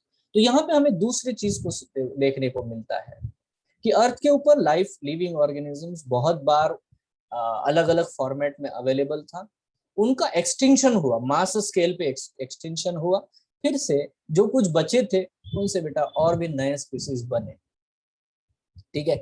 मतलब we are actually, मतलब हम ये भी मान सकते हैं कि हमने एक एक्सटेंशन पार कर चुके हैं, अभी एक और एक्सटेंशन आएगा, पूरा एकदम मास एक्सटेंशन होता है। Hello, are you getting this? Yes sir. ठीक है, देखो यहाँ पे हमें जो भी है, जब हम लोग सब ये सब पढ़ते हैं ना तो हमें बहुत न्यूट्रल माइंड से पढ़ना होता है, बराबर है। हमारा जो भी है फेथ है, हमारा जो कुछ भी है थोड़ा बाजू में रखने का है, ठीक है, वो घर में जाओ वो फॉलो करो, अपना अपना ये होता है, हिसाब होता है, ठीक है। सो that is what the different thing, ठीक है, हमें यहाँ पे न्यूट्रली देखना है, कौन क्या बोल रहा है उसको न्यूट्रली सुन लो, है ना। So there has been gradual evolution of life forms. तो ये जो थियरी थी कि सभी एक साथ पूरी डाइवर्सिटी आई है, ये इतनी सही नहीं है बच्चों, ठीक है। There has been gradual evolution of life forms, तो इवोल्यूशन हुआ है लाइफ फॉर्म्स का, ठीक है। Any population has built in a variations in a characteristic. अब हम लोगों ने जेनेटिक्स पढ़ा हुआ है, हमने मॉलिक्यूलर बायोलॉजी पढ़ी हुई है, हम ये जानते भी है कि किस तरह से अगर हम लोग खुद भी जीन को आइसोलेट करें, उसको चेंज करें, तो भी बेटा कैरेक्टरिस्टिक बदल जाते हैं। अगर हम इंसान ऐसा कर सकते हैं तो ये नेचुरली तो हुआ ही है, अगर हम कर पाते हैं तो नेचुरली तो हुआ है। एक बेस पेयर बदल दो डिसीज हो जाता है, सिकल सेल एनीमिया होता है, नहीं होता है? हाँ या ना? Yes, sir. बिल्कुल होता है। ठीक है, तो देखो हम लोगों को ये समझना है as built in variations in characteristic. तो बिल्कुल बिल्कुल हमें जो भी वेरिएशंस यहाँ पे देखने को मिलते हैं, तो कितने सारे म्यूटेशंस हुए होंगे, कितने सारे जेनेटिक चेंजेस हुए होंगे जिनकी वजह से, है ना, ये एक ही दिन में होता है क्या? नहीं होता। हमारे सामने बेटा अगर हम एग्जाम्पल देखना भी चाहे, तो ये जो वायरस है कोरोना वायरस, ये जो इनिशियली आया था अभी 2 साल पहले, उसमें और आज के उसी कोरोना वायरस में थोड़ा डिफरेंस है। भी म्यूटेटेड वर्जन आ रहा है। कहाँ पे म्यूटेशन हो रहा है? उसके आरएनए सीक्वेंसेस में, और कहाँ पे? Hello, is it clear? Yes, sir. ये तो दिख रहा है ना, हमें दिख रहा है। So if you observing this things simply, आपके सामने है वो चीज, ठीक है, तो उसमें क्या दिक्कत है? नाउ ये कोई थ्योरी नहीं है, ये प्रैक्टिकल है, प्रैक्टिकल दिख रहा है। Now those characteristics which enable some, है ना, enable to survive better in natural condition. अब देखो यहाँ पे हमें डेफिनेटली ये हो रहा है कि ये वेरिएशन जो भी आते गए, इनका बहुत बड़ा कंट्रीब्यूशन है नए नए जो स्पीसीज बने उनके ऊपर। मतलब जो भी नए स्पीसीज हमें देखने को मिलते हैं, है ना, इनमें हम लोग ये समझते हैं कि अकॉर्डिंग टू द वेरिएशन, पहले वेरिएशंस आते हैं। ठीक है, देखो मैं अगर ये बोलता हूँ कि ये एक ऑर्गेनिज्म है, ठीक है, ये किसी भी कंडीशन को सरवाइव कर सकता है, वॉट एवर। अब इसका एक ऐसा वेरिएशन आया जो कोल्ड को सहन कर सकता है, इसमें एक वेरिएशन आया जो एसिडिटी को सहन कर सकता है, इसका एक म्यूटेंट आया जो कि बेटा हाई टेम्परेचर को सरवाइव कर सकता है। अब अचानक से एटमॉस्फेयर में बहुत ज्यादा बेटा ठंड बढ़ गई, कोल्ड, है ना, बिल्कुल कोल्ड वेव्स आ गई। तो आप समझ सकते हो कि पहले से ही वेरिएशन है, कोल्ड वाला भी, एसिडिक वाला भी और हाई टेम्परेचर वाला भी। ठीक है, तो क्या हुआ कि क्योंकि कोल्ड वेव्स आए तो ये दोनों स्पीसीज गायब हो गए, ये दो वेरिएशन गायब हो गए, ये जो है पनप गया भाई आगे। तो नेचुरल सिलेक्शन प्रेशर काम कर गया, बट वेरिएशन पहले से है। हेलो, वेरिएशन पहले से है, उसमें से सिलेक्ट किया गया। ऐसा नहीं कि अच्छा कोल्ड वेव आ रही बना और भैया वेरिएशन, ऐसा नहीं होता, ऐसा बिल्कुल भी नहीं है। कोल्ड वेव आ रही तो वेरिएशन बनाओ, ये कार्यक्रम नहीं है। There are ample amount of the variations present on the life. वो बनते हैं धीरे धीरे धीरे धीरे, एक्यूमुलेट होते चले जाते हैं। और as per the condition, climate, food, जो भी कंडीशंस आती है, फैक्टर्स, उनके हिसाब से बेटा वो स्पीसीज पनपते चला जाता है, आगे चलता है, या तो पीछे चलता है, या खत्म हो जाता है। ये सब आपको, है ना, ये इवोल्यूशन का जो बेसिक का जो क्या बोलते हैं उसमें फ्लो है। ये क्लियर है क्या? Yes, sir. Sir, वेरिएशन तो बन रहा है, डेली हो रहा है, रोज आ रहा है, हर एक टाइम नया नया म्यूटेशन हो रहा है, टिक रहा है, आ रहा है, आ रहा है, आ रहा है। हाँ बोलो, कुछ पूछ रही थी क्या? सर तो फिर वो फर्स्ट जो वो भी एग्जिस्ट नहीं होगा ना? कौन सा, ये वाला? Yes possible sir. है, नहीं होगा या होगा भी। जैसे ग्रीन एल्गी बना, ब्राउन एल्गी बना, रेड एल्गी बना, तो ब्लू ग्रीन एल्गी है ना अभी भी, अभी भी वो भी है। ठीक है, बस इतना है कि ये अलग एरिया में जाकर के सेटल हो गए, ये वहां जाके नहीं रह सकता ब्लू ग्रीन एल्गी, है ना। ये है, यस बस सर. इतना ही है। तो जिसको जहां पे जिस जगह पे सुटेबिलिटी मिली अर्थ के ऊपर, वहां पे वो पनप गया यार, वहां पे उसका स्पेसिएशन बड़ी तेजी से हुआ, है ना। हो सकता है ये भी किसी अलग जगह जाके पहुंच गया, वहां सरवाइव हो गया, ये किसी अलग जगह जाके सरवाइव हो गया, ये जाके अलग जगह पे सरवाइव हुआ। ठीक है, तीनों अलग अलग स्पीसीज बन गए, कुछ सालों बाद में ये दूसरे को पहचानती भी नहीं है, तू कौन है भाई, पता नहीं, है ना। बाद में जब बैठक हुई, पूछा गया तेरा जीन कैसा है, मेरा जीन ऐसा है, तेरा जीन, अरे अपने में थोड़ा जेनेटिक सिमिलरिटी दिखती है ना, है ना। अच्छा तू कौन से गांव से आया? वही गांव, वही गांव, अच्छा, अपना एंसेस्टर एक ही है। इस तरह से बेटा ये चीज इवोल्यूशन को हम समझते हैं, बहुत सिंपल है ये। I hope it is getting. Hello, yes sir. है ना। तो वैसे बेटा हम लोग इसको बोलते हैं कि एक एंसेस्टर से बहुत सारे अलग अलग स्पीसीज भी बन सकते हैं।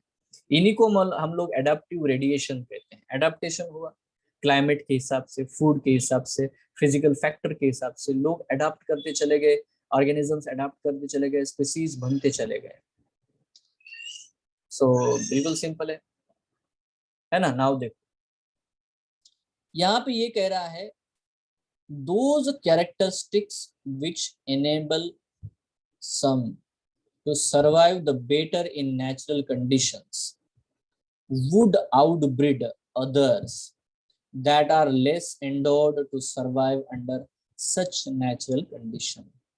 तो यहाँ पे सर्वाइवल ऑफ द फिटेस्ट वाला जो कंसेप्ट उसने बताया है, जो वेरिएशन फेवरेबल वेरिएशन है, नेचुरल सिलेक्शन प्रेशर अगर काम कर रहा है वहां पे, ठीक है, तो वो वेरिएशन सर्वाइव करेगा, बाकी सारे फेवर नहीं होंगे, या तो खत्म हो जाएंगे या उतने अच्छे से डेवलप नहीं हो पाएंगे। इतना सिंपल सा फंडा यहाँ पे सजेस्ट किया गया है। So in another word used as a fitness of the individual और द पॉपुलेशन, इसको ही हम लोग फिटनेस बोलते हैं, या इसी कंसेप्ट को हम लोग कहते हैं सर्वाइवल ऑफ द फिटेस्ट। ठीक है, जो फिट है वही हिट है। ये सादा सा कंसेप्ट डार्विन भाई साहब ने दिया है।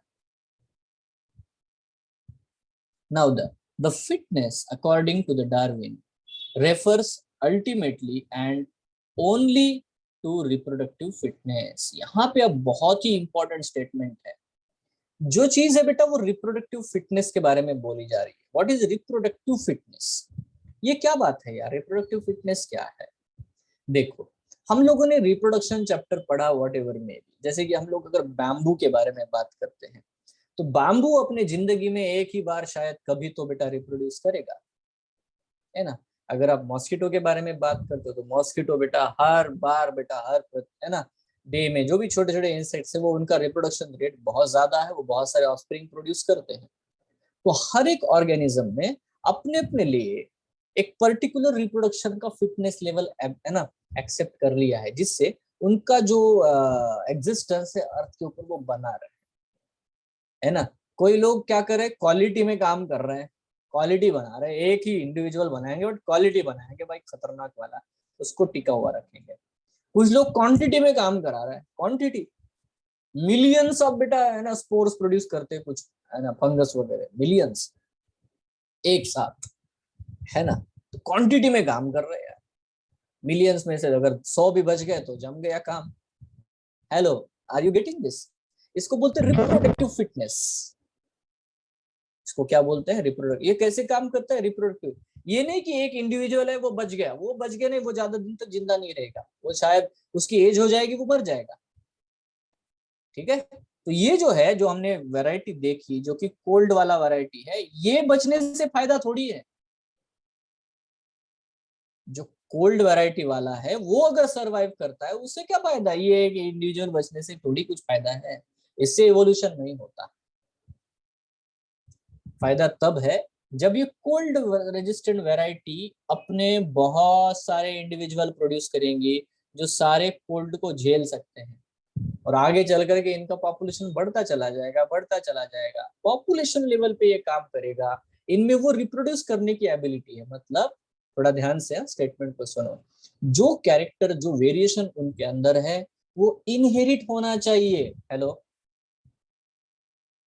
जो वेरिएशन उनमें है वो इनहेरिट होना चाहिए, तभी तो बेटा इवोल्यूशन हो सकता है, नहीं तो होगा क्या? नहीं हो सकता।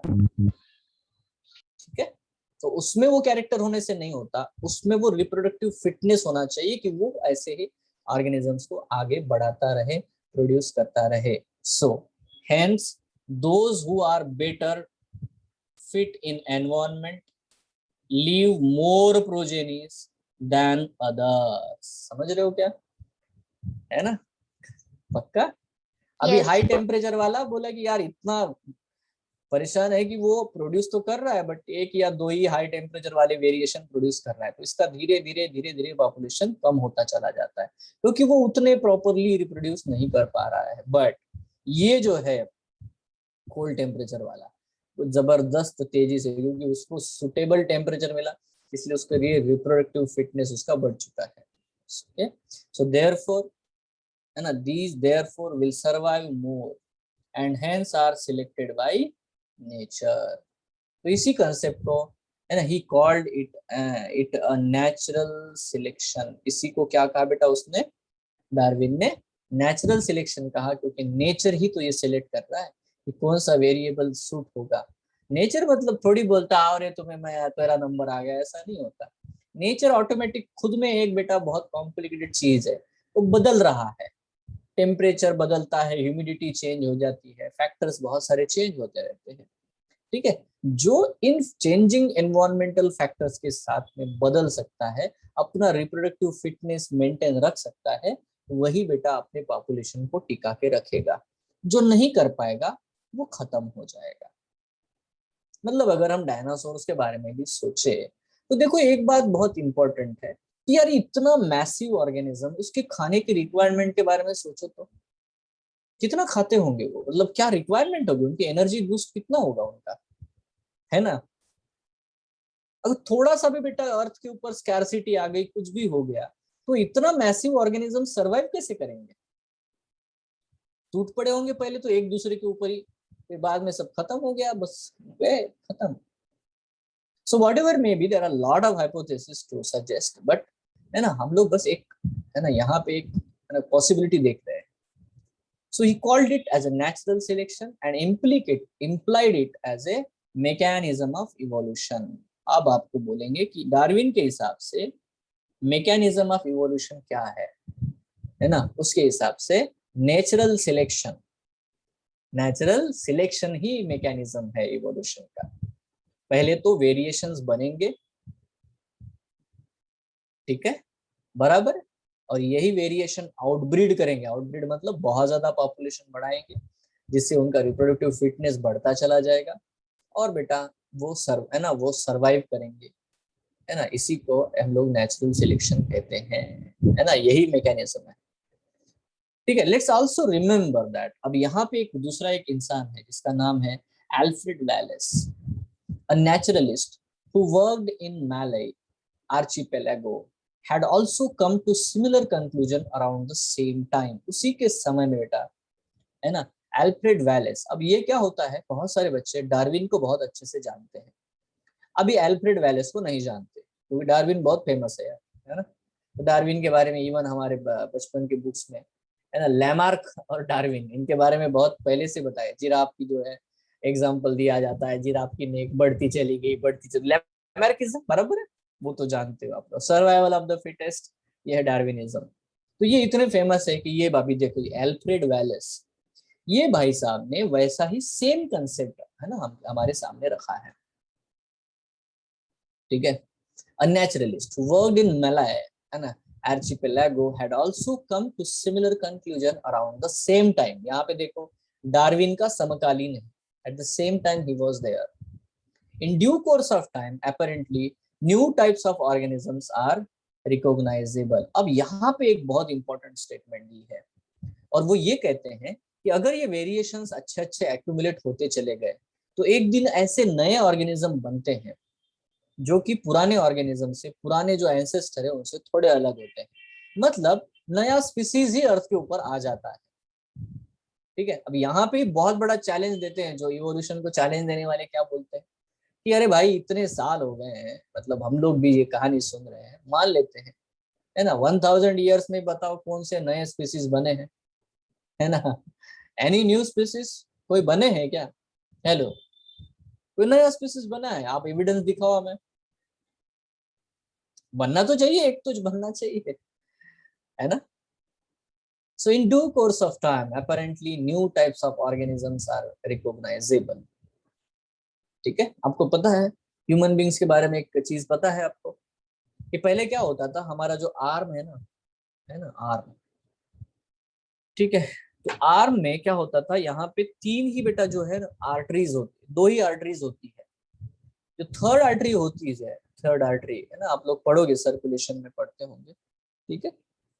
तो उसमें जो तीसरी आर्टरी होती है, हमारे बचपन में होती है, जब हम लोग एम्ब्रियोलॉजिकल हमारी डेवलपमेंट होती है, हमारे अंदर बेटा हमारे आर्म में तीन आर्टरीज होती है सप्लाई करने वाली, ठीक है, रेडियल आर्टरी जिनको हम लोग बोलते हैं, ठीक है। बट वो खत्म हो जाती है, मतलब one artery will be vanish और दो ही बचती है।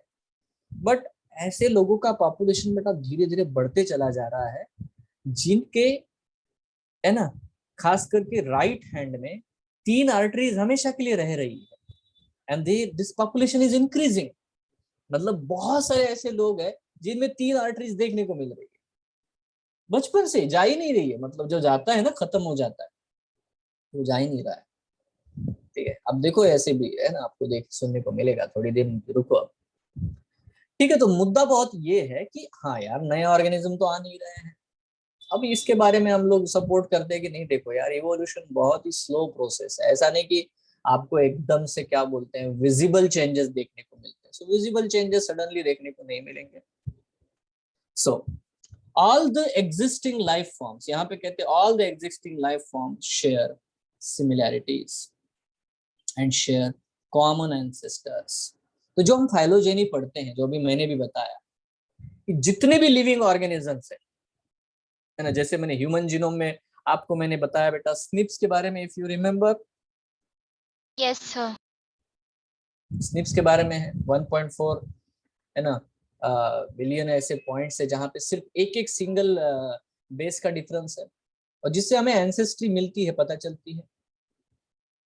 So all the existing life forms share these similarities and share common ancestors. However, these ancestors were present at a different period in the history of Earth. ऐसा नहीं कि सारे ही है ना एक ही साथ प्रेजेंट थे, कुछ पहले थे फिर वो खत्म हो गए, उनकी जगह पे दूसरे नए आए हैं। तो ये जो जियोलॉजिकल टाइम स्केल है उसको पढ़ना हमारे लिए बहुत जरूरी है। यहाँ पे जो जियोलॉजिकल टाइम स्केल है इनको हम लोग इपोक, पीरियड्स एंड एराज इन हिस्सों में बांटते हैं। जैसे हम लोग नहीं आर है ना मिनट सेकंड ऐसा बोलते हैं, वैसा ही यहाँ पे है। ठीक है, जैसे हम एक वॉच को अब देखेंगे टाइम को, तो वैसे यहाँ पे जियोलॉजिकल टाइम स्केल्स में बेटा बड़ा स्केल, छोटा स्केल, उससे भी छोटा स्केल, इस तरह से बेटा हम लोग इन चीजों को देखते हैं। So the geological history of Earth closely correlates with the biological history of Earth. Now understand.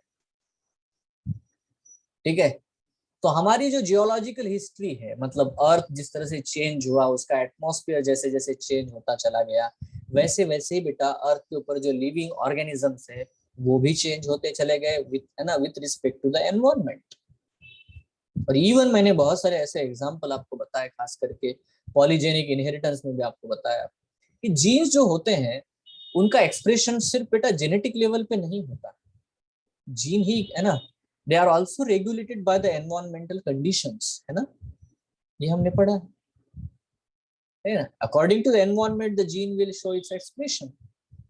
That means DNA and the molecules also learn this फंडा, है ना, कब कौन से जीन को एक्सप्रेस भी करना है, कितना एक्सप्रेस करना है, कितना पेनिट्रेशन रखना है, कितनी एक्सप्रेसिविटी रखनी है, सब कुछ तय है।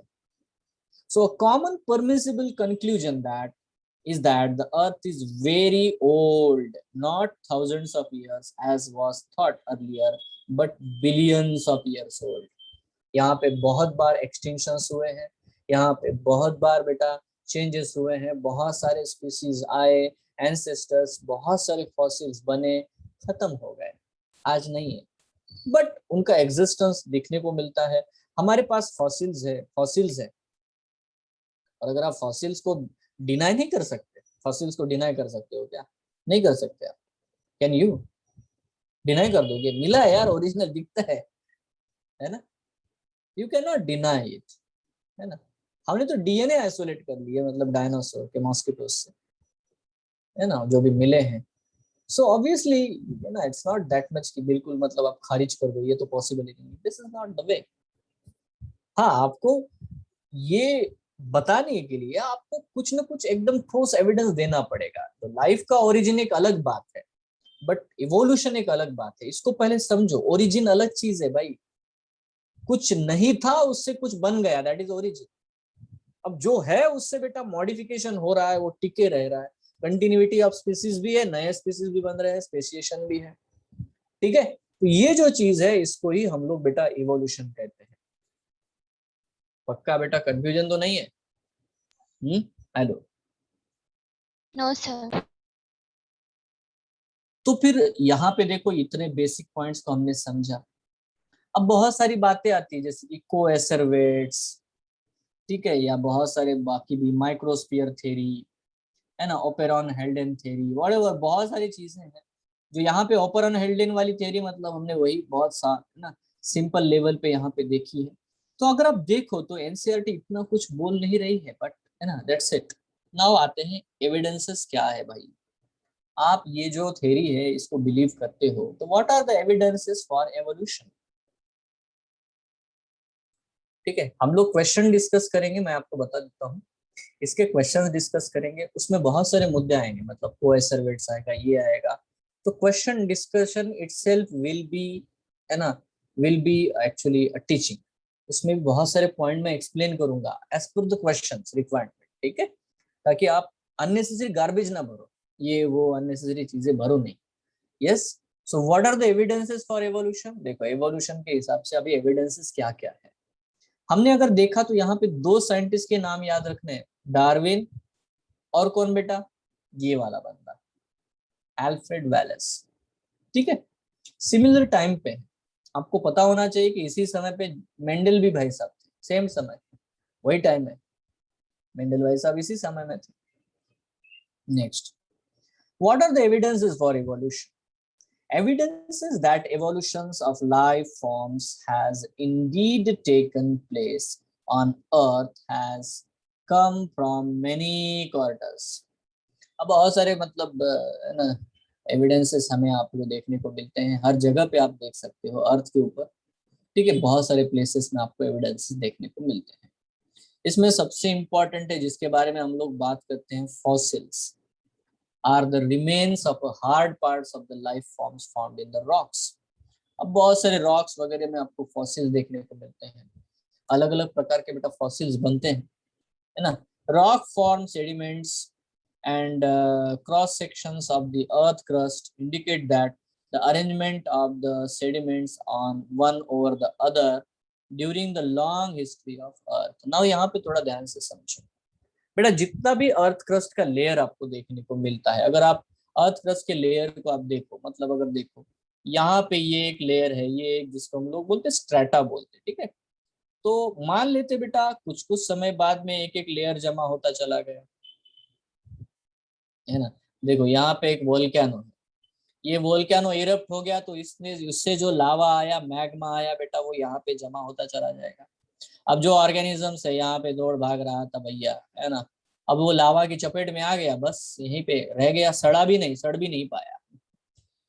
नहीं पाया, ऐसा फिट हो गया कि इसके ये बिल्कुल एक, है ना, एक रॉक बन गया, और इसी रॉक में उसका प्रॉपर इम्प्रिंट रह गया ना, यही फॉसिल है। उसके बाद में और एक लेयर आया, और एक लेयर आया, तो आपको नहीं लगता कि जो ऑर्गेनिज्म यहाँ पे दबे पड़े होंगे, यहाँ पे दबे पड़े होंगे, तो आपको नहीं लगेगा कि ये वाला जो ऑर्गेनिज्म है इस ऑर्गेनिज्म से भी नया है, and this is the oldest one. तो जैसे जैसे आप लोग अंदर अंदर के स्ट्रेटा को खोलते जाओगे, वहां वहां जहां जहां आपको फॉसिल मिलेंगे, यहाँ पे कोई आपको ये करना है क्या, क्या बोलते हैं, कार्बन डेटिंग करनी है? नहीं, खुद ब खुद पता चलता है यार ये ऑर्गेनिज्म जो चार पैरे वो चलने वाला है, ये बहुत बाद में आया, क्योंकि वो अपर स्ट्रेटास में इसके फॉसिल्स मिलते हैं। ये वाला जो पानी में तैरता था, जिसमें पैर नहीं है, कुछ नहीं है, एक ही आंख है, ऐसा कुछ भी फॉसिल है, ये वाला एकदम बेटा डीपेस्ट स्ट्रेटा में मिलता है, मतलब ये बहुत पुराना है यार, isn't it? Hello, isn't yes. It? बस उसको प्रॉपर से आप खोदते चले जाओ, तो वही तो बात बोल रहा है। If you take the cross section of earth crust indicate the arrangement of the sediments, मतलब स्ट्रेटास आपको देखने को मिलते हैं over the other during the long history of earth.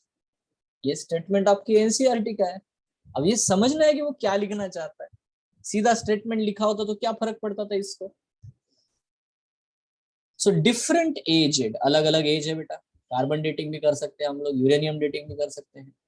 So different age rock sediments contain fossils of different life forms who probably died during the formation of the particular sediment. तो जब जब ये sediment बना उस वक्त बेटा इसकी death हुई, है ना। तो ये इंडिकेट करता है कि भैया हाँ ये एनिमल उस वक्त प्रेजेंट है, ठीक है। अब कुछ तो some of them appear similar to the modern organisms, आज जो ऑर्गेनिजम्स है बिल्कुल वैसे ही आपको बेटा आज भी, है ना, वैसे ही ऑर्गेनिज्म आपको लोवेस्ट स्टेटस में भी देखने को मिलते हैं। तो इससे साबित नहीं होता क्या? अब अगर आप कार्बन डेटिंग भी करोगे तो वो 4000 ईयर थोड़ी होता है, वो तो 10,000, है ना, 1 मिलियन ईयर्स एगो भी होता है ना, क्या है 1.5, है ना, मिलियन ईयर्स एगो, वाला जो बैक्टीरिया है ना, आइस से हम लोगों ने उसको फिर से जिंदा कर दिया है। वो डबे पड़े थे, है ना, वो एकदम क्रस्ट बन चुके थे, उनको बेटा हमने जिंदा कर दिया है। We have done it. So बहुत सारे एविडेंसेस है। Now some of them appear similar to the modern organisms, so they represent the extinct organisms, जैसे फॉर एग्जांपल डायनासोर्स। ठीक है, अगर आप आपके घर में आजू बाजू में कहीं छोटी सी छिपकली भी आती है ना, उसके इमेजिन करो वो बहुत बड़ी एक छिपकली होगी, तो दैट इज अ डायनासोर। और क्या है? A study of fossils in different sedimentary layers indicates the geological period in which they existed। तो यही चीज मैंने यहाँ पे आपको अरेंज की कि मैं अगर ओल्डेस्ट टू न्यूएस्ट स्ट्रेटा की तरफ चला जाऊंगा तो मुझे प्रॉपर बेटा जियोलॉजिकल टाइम स्केल देखने को मिलेगा, है ना? हाँ, है कि नहीं? सिंपल है। अब अगर मैं बोलता हूँ यहाँ पे बहुत सारे हाइड्रोकार्बन दबे पड़े हैं, अभी ये हाइड्रोकार्बन है क्या भाई? मान लेते उस समय टेरिडोफाइट थे यार, बहुत बड़े बड़े टेरिडोफाइट थे, वो मर गए, दब गए, कॉम्प्रेस हो गए, उनके ही हाइड्रोकार्बन पेट्रोल डीजल नाफ्ता हम लोग यूज करते हैं। अब यही स्ट्रेटा में वो मिलेंगे, यहीं पे क्यों मिल रहे भाई? क्योंकि इसी समय में वो थे यहाँ पे, और क्या, इससे निचले वाले स्ट्रेटा में नहीं है। यहाँ तो है ही नहीं, क्योंकि पहले वहां खत्म हो गया। तो जो अगर आपको कोल यहाँ पे मिल रहा है, हाइड्रोकार्बन इस लेयर में मिल रहे हैं, इससे क्या साबित होता है? एक पर्टिकुलर टाइम स्केल में ही वो प्लांट्स अवेलेबल थे, यही तो। हेलो, हाँ ना? Yes sir. है ना? जब भी आप कभी गाड़ी चलाओ, एक किक लगाओ गाड़ी के, बाइक की, अपनी मोटरसाइकिल की, या तो आप, है ना, चाबी डालो, है ना, तो याद करो यार, कोई तो ऑर्गेनिज्म है, मर गया था तुम्हारे गाड़ी चलाने के लिए, है ना? है ना? और कॉम्प्रेस हो गया, दब गया। So the study showed that the life forms varied over time, and certain life forms are restricted to certain geological time spans. कुछ ऑर्गेनिज्म बस उसी टाइम स्पैन में थे, जैसे मैंने यहाँ पे ये जो कोयले वाला एग्जांपल दिया, ना नीचे के स्ट्रेटास में ना ऊपर के स्ट्रेटा, तो उसी समय वो थे, उस समय के बाद ना वो थे, उससे पहले भी नहीं थे, है ना? So hence new forms of life have arisen at different times in the history of earth। तो यहाँ पे अब स्ट्रेटा की स्टडी करने पे बिल्कुल हमें पता चलता है कि ऑब्वियसली, है ना, नए नए फॉर्म्स बनते चले गए, वो भी खत्म होते चले गए, ये भी हुआ। देखो, नया स्पीसीज बनने की प्रोसेस को हम लोग स्पेसिएशन कहते हैं, और स्पेसिएशन एक बिल्कुल बेटा, है ना, जियोलॉजिकल टाइम स्केल के साथ में अलोंग, है ना, होने वाली प्रोसेस है ना। All this called as a palaeontological evidences. इसी को हम लोग फॉसिल्स की स्टडी करने को हम लोग बोलते हैं पैलियोंटोलॉजी। ठीक है, क्या बोलते हैं इसको हम लोग? Palaeontology. So do you remember how the ages of the fossils are calculated? अब मैंने आपको बताया भी कैसे कैलकुलेट करते हैं। कार्बन डेटिंग वाला कार्यक्रम है, यूरेनियम डेटिंग हम लोग बहुत ही मतलब प्रिसाइज होता है, कार्बन डेटिंग उतना प्रिसाइज नहीं होता, पता है ना आपको? है ना? So do you recollect the method of radioactive dating and the principles behind the procedure? Now यहाँ पे देखो, ये एनसीईआरटी बहुत ही खूबी से खेलता है। अब वो चाहता है कि आप रेडियो एक्टिव डेटिंग, अब ये नहीं कि बायोलॉजी में पढ़ो क्योंकि ये है ही नहीं, वो ये चाहता है कि आप जो भी है यूरेनियम डेटिंग, उन्होंने ये नहीं बोला कि कार्बन डेटिंग, उन्होंने बोला रेडियो एक्टिव डेटिंग, है ना। ये जो भी रेडियो एक्टिव डेटिंग के टेक्निक्स है, प्रिंसिपल है, हाफ लाइफ जो वाला समय, जो वाला जो कार्यक्रम है, हाफ लाइफ वाला जो है ना, आप लोग कंसेप्ट पढ़ते हो, जो केमिस्ट्री और फिजिक्स में आपको देखने को मिलता है, वो चाहता है कि आप उसको पढ़ो ताकि आपको क्वेश्चन पूछ सके। हेलो, हाँ, समझ रहे हो? Yes sir. नाउ अब आता है बेटा, ये जो था एविडेंस हमने देखा है ना, फॉसिल्स वाला पैलियोंटोलॉजिकल एविडेंसेस है। इसके अलावा एक और एविडेंस है जिसको हम लोग बहुत ही प्रॉपरली देख सकते हैं, और उसको बोलते हैं हम लोग embryological support of the evolution.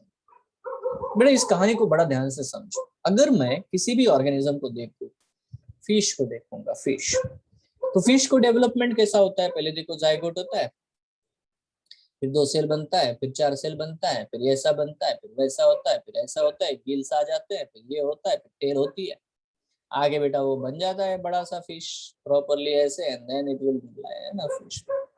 Can you think about how the chicken forms, है ना? तो चिकन भी ऐसे ही बनता है, गिल्स होते हैं, टेल होता है, पर टेल चला जाता है, गिल्स चले जाते हैं, बीक आ जाती है, बट इनिशियल लेवल पे कहानी वैसी होती है।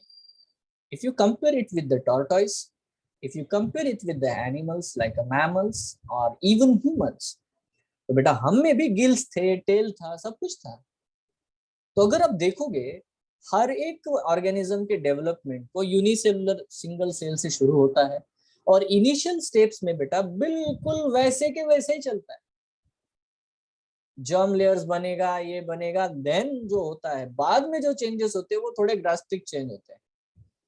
टेल्स किसी के चले जाएंगे, गिल्स पहले किसी के चले जाएंगे, है ना? न्यूरुलेशन वगैरह जो प्रोसेस होती है वहां पे कॉम्प्लिकेशंस होती है। इनिशियल लेवल पे तो सब में सिमिलर टाइप है भाई। जो आप, मैं आपको सीधी बात, जो आपने रिप्रोडक्शन इन ह्यूमंस में चैप्टर में ह्यूमन एम्ब्रियोलॉजी पढ़ा, आपको क्या लगता है वो ह्यूमंस में पहले डिस्कवर हुआ था? नहीं, सी अर्चिन का था ना, उसमें है। सी अर्चिन में सबसे पहले डिस्कवर हुआ था, वही चीज आपको पढ़ाते हैं। हेलो, है ना? Now this is what the thing we have to understand कि अगर हम एम्ब्रियोलॉजी को देखें तो सारे ही ऑर्गेनिजम्स, मोस्ट ऑफ द जो भी मल्टी सेलुलर है, इवन प्लांट्स के साथ भी ऐसा ही होता है यार। एम्ब्रियोलॉजिकल चीजें डेवलप होती है ना? सो was also proposed by the Ernst Haeckel based upon the observation of certain features during embryonic stages common to all vertebrates। तो सारे वर्टिब्रेट में एक ही प्रकार से बेटा शुरुआत होती है, that are absent in adult। Adult में बहुत सारी चेंजेस हो जाते हैं। For example, the embryos of all vertebrates including human develop a row of vestigial gill slits। Vestigial Gill slit बेटा सब में होता है, कोई भी, जितने भी वर्टिब्रेट है सब में बच्चों। Hello, are you getting this? Yes, अब sir. ये कॉमन कैसे हो गया? How it is just behind the head, but it is a functional organ only in fish and not found in any other adult vertebrates। बाद में वो vanish हो जाता है। जैसे मैंने अभी कहा कि हमारे पे जो भी रेडियल आर्टरीज होती है, 3 होती है ना, 3 होती है, एक गायब हो जाती है, वैनिश। बचपन में होता है वो, जब मदर के ब्लड सर्कुलेशन के साथ में, है ना, वो डेवलपमेंट हो रहा था हैंड्स का, तभी होता है, बाद में वो चला जाता है ना। However, this proposal was disapproved on careful study and performed by the Carl Ernst von Baer। Now this is what the, है ना, आप देखोगे तो दोनों के नाम में एक सिमिलरिटी है, अर्न्स्ट दिख रहा है क्या? हेलो, प्रपोज Yes, करने वाले का नाम देखो, अर्न्स्ट हैकेल, है ना? डिस्प्रूव करने वाले का नाम देखो, कार्ल अर्न्स्ट वॉन बेयर। ठीक है, अर्न्स्ट थ्योरी को बियर नहीं कर सकता था वो उसने अपोज किया, तो उसका नाम है Karl Ernst von Baer. Von Baer the concept of this Ernst Haeckel. ठीक है, so what's it? He noted that embryos never pass through the adult stage of the other animals। क्या कहा उसने? देखो क्या लिखा है। He noted that embryos never pass through the adult stages of the other animals। क्या note किया बताओ, क्या आपको क्या लगता है ये क्या स्टेटमेंट है? Embryos never pass through the adult stages of the other animals, मतलब डिसिमिलरिटीज है मतलब कि दूसरे जो जितने भी एनिमल्स है, देखो देखो इसमें हमको समझना कैसे है, मैं समझा।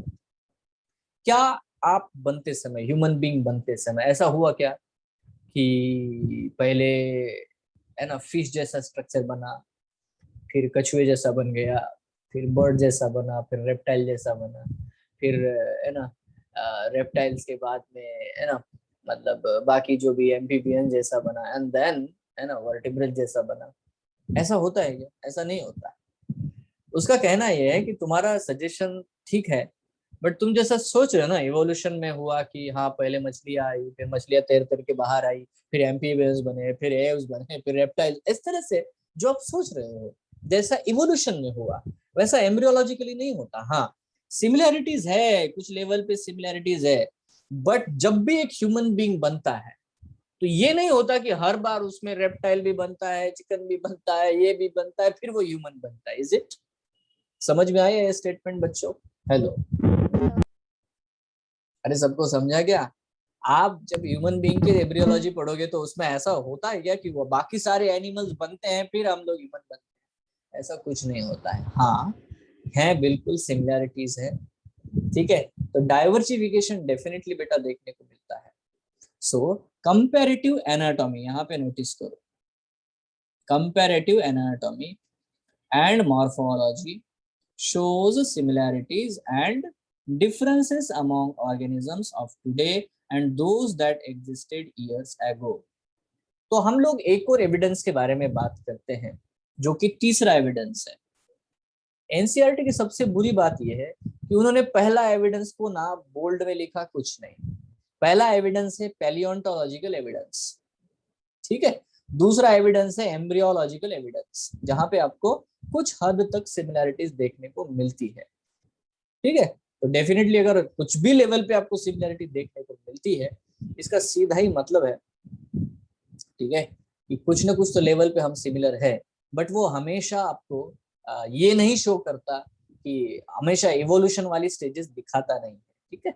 हाँ एम्ब्रियोलॉजिकल सिमिलैरिटीज है, ऑब्वियसली है, बट वो इवोल्यूशन नहीं दिखाता। तीसरा है बेटा कंपैरेटिव एनाटॉमी, और ये सबसे ज्यादा पूछा जाने वाला पोर्शन है, comparative anatomy and morphology. This is the main portion जिसके ऊपर सबसे ज्यादा इस चैप्टर से क्वेश्चन आता है। यस, ठीक है। अभी सबसे ज्यादा आता है मतलब आपको एनालॉगस ऑर्गन, होमोलॉगस ऑर्गन, ये वाला जो टॉपिक है, एनालॉगस ऑर्गन कौन से हैं, होमोलॉगस ऑर्गन कौन से हैं, ये सब चीजें जो है वो डेफिनेटली बेटा पूछते हैं। पूछते नहीं पूछते हैं? आप देखो पेपर उठा करके, आपको जब भी चैप्टर इवोल्यूशन के क्वेश्चन दिखेंगे, ज्यादा करके बेटा, ज्यादा करके आपको एनालॉगस होमोलॉगस ऑर्गन के बारे में ही क्वेश्चन दिखते हैं।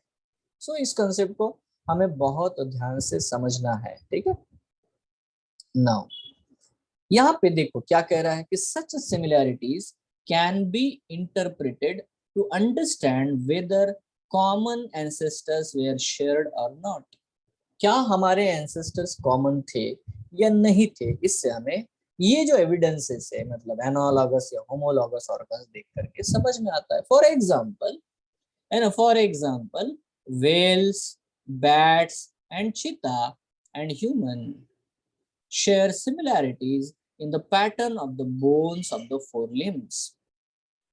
ठीक है, अगर हम फोरलिम्स को देखें, इसमें वेल में, बैट में, चीता में और ह्यूमन में, उनके बोन्स को अगर आप देखें तो बिल्कुल बेटा उसमें एक सिमिलर पैटर्न आपको देखने को मिलता है, ठीक है।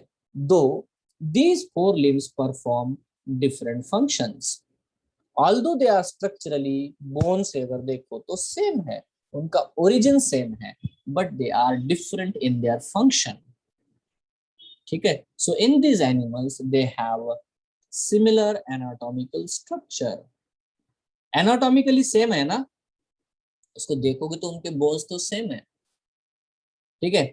वो क्या क्या है, all of them have a humerus, radius ulna, carpals, metacarpals and phalanges। मतलब आप अगर फोर लिम्ब को देखोगे तो ये सारी चीजें बेटा उसमें आपको देखने को मिलती है in their four limbs. Hence, these animals the same structure developed along different directions। Now यहाँ पे बेटा बहुत इंपॉर्टेंट चीज देखने को मिलती है। आप एक ही स्ट्रक्चर को देख रहे हो जिसमें ह्यूमेरस है, जिसमें बेटा रेडियस एल्ना है, जिसमें आपको बेटा फैलेंजेस एंड कार्पेल्स, मेटाकार्पेल्स सब देखते हैं। बट अगर आप देखोगे तो हर एक ऑर्गेनिज्म में, अभी ब्लू व्हेल में यार उसका फ्लिप बना है, बैट में वो उसका विंग बना हुआ है ना, बिल्कुल है, ऐसा ही हुआ। हालांकि उसमें सारे वो बोन्स आपको देखने को मिलेंगे, बिल्कुल, है ना। तो बिल्कुल Yes. बेटा, अगर अब ह्यूमंस में भी हमारा हैंड है यार, हम लोग बहुत सारे काम कर लेते हैं उससे, तो क्या है, ओरिजिन सेम है, फंक्शन डिफरेंट है। है ना। ये है होमोलॉगस स्ट्रक्चर्स। होमोलॉगस मतलब सेम ओरिजिन। अब यहाँ पे आपको देखने को मिलेगा this is a divergent evolution, इसी को डाइवर्जेंट बोलते हैं। Due to the adaptations to the different needs. इसको तैरना था व्हेल को, तो उसने 4 लिम्ब का फ्लैप बना दिया। बैट को उड़ना था, विंग बना दिया, है ना, बराबर। है ना। चीता है, उसको दौड़ना था, उसने बेटा पैर बना दिए, रनिंग लेग्स प्रॉपर। और ह्यूमन बीज को न जाने क्या क्या दुनिया भर के काम करने थे, उसने हैंड बनाया विद द अपोजिट थंब, है ना। तो ये सब कुछ है। तो आपको ये नहीं लगता कि एक ही प्रकार के स्ट्रक्चर से इतनी सारी चीजें मिली हैं। तो डाइवर्जेंट रेज आपको देखने को मिलती है, एडाप्टिव रेडिएशन देखने को मिलता है। हेलो। तो homology indicates common ancestry. Common ancestor से आए होंगे ना, क्योंकि ऐसे ही ऑर्गेनिज्म से हम लोग सब डेवलप हुए हैं, जिसमें ह्यूमेरस है, रेडियस एल्ना है कि नहीं, कार्पेल्स, मेटाकार्पेल, फैलेंजेस है, वैसे ही ऑर्गेनिज्म से ये सारे ऑर्गेनिज्म बने होंगे। Hello, isn't it? Yes sir.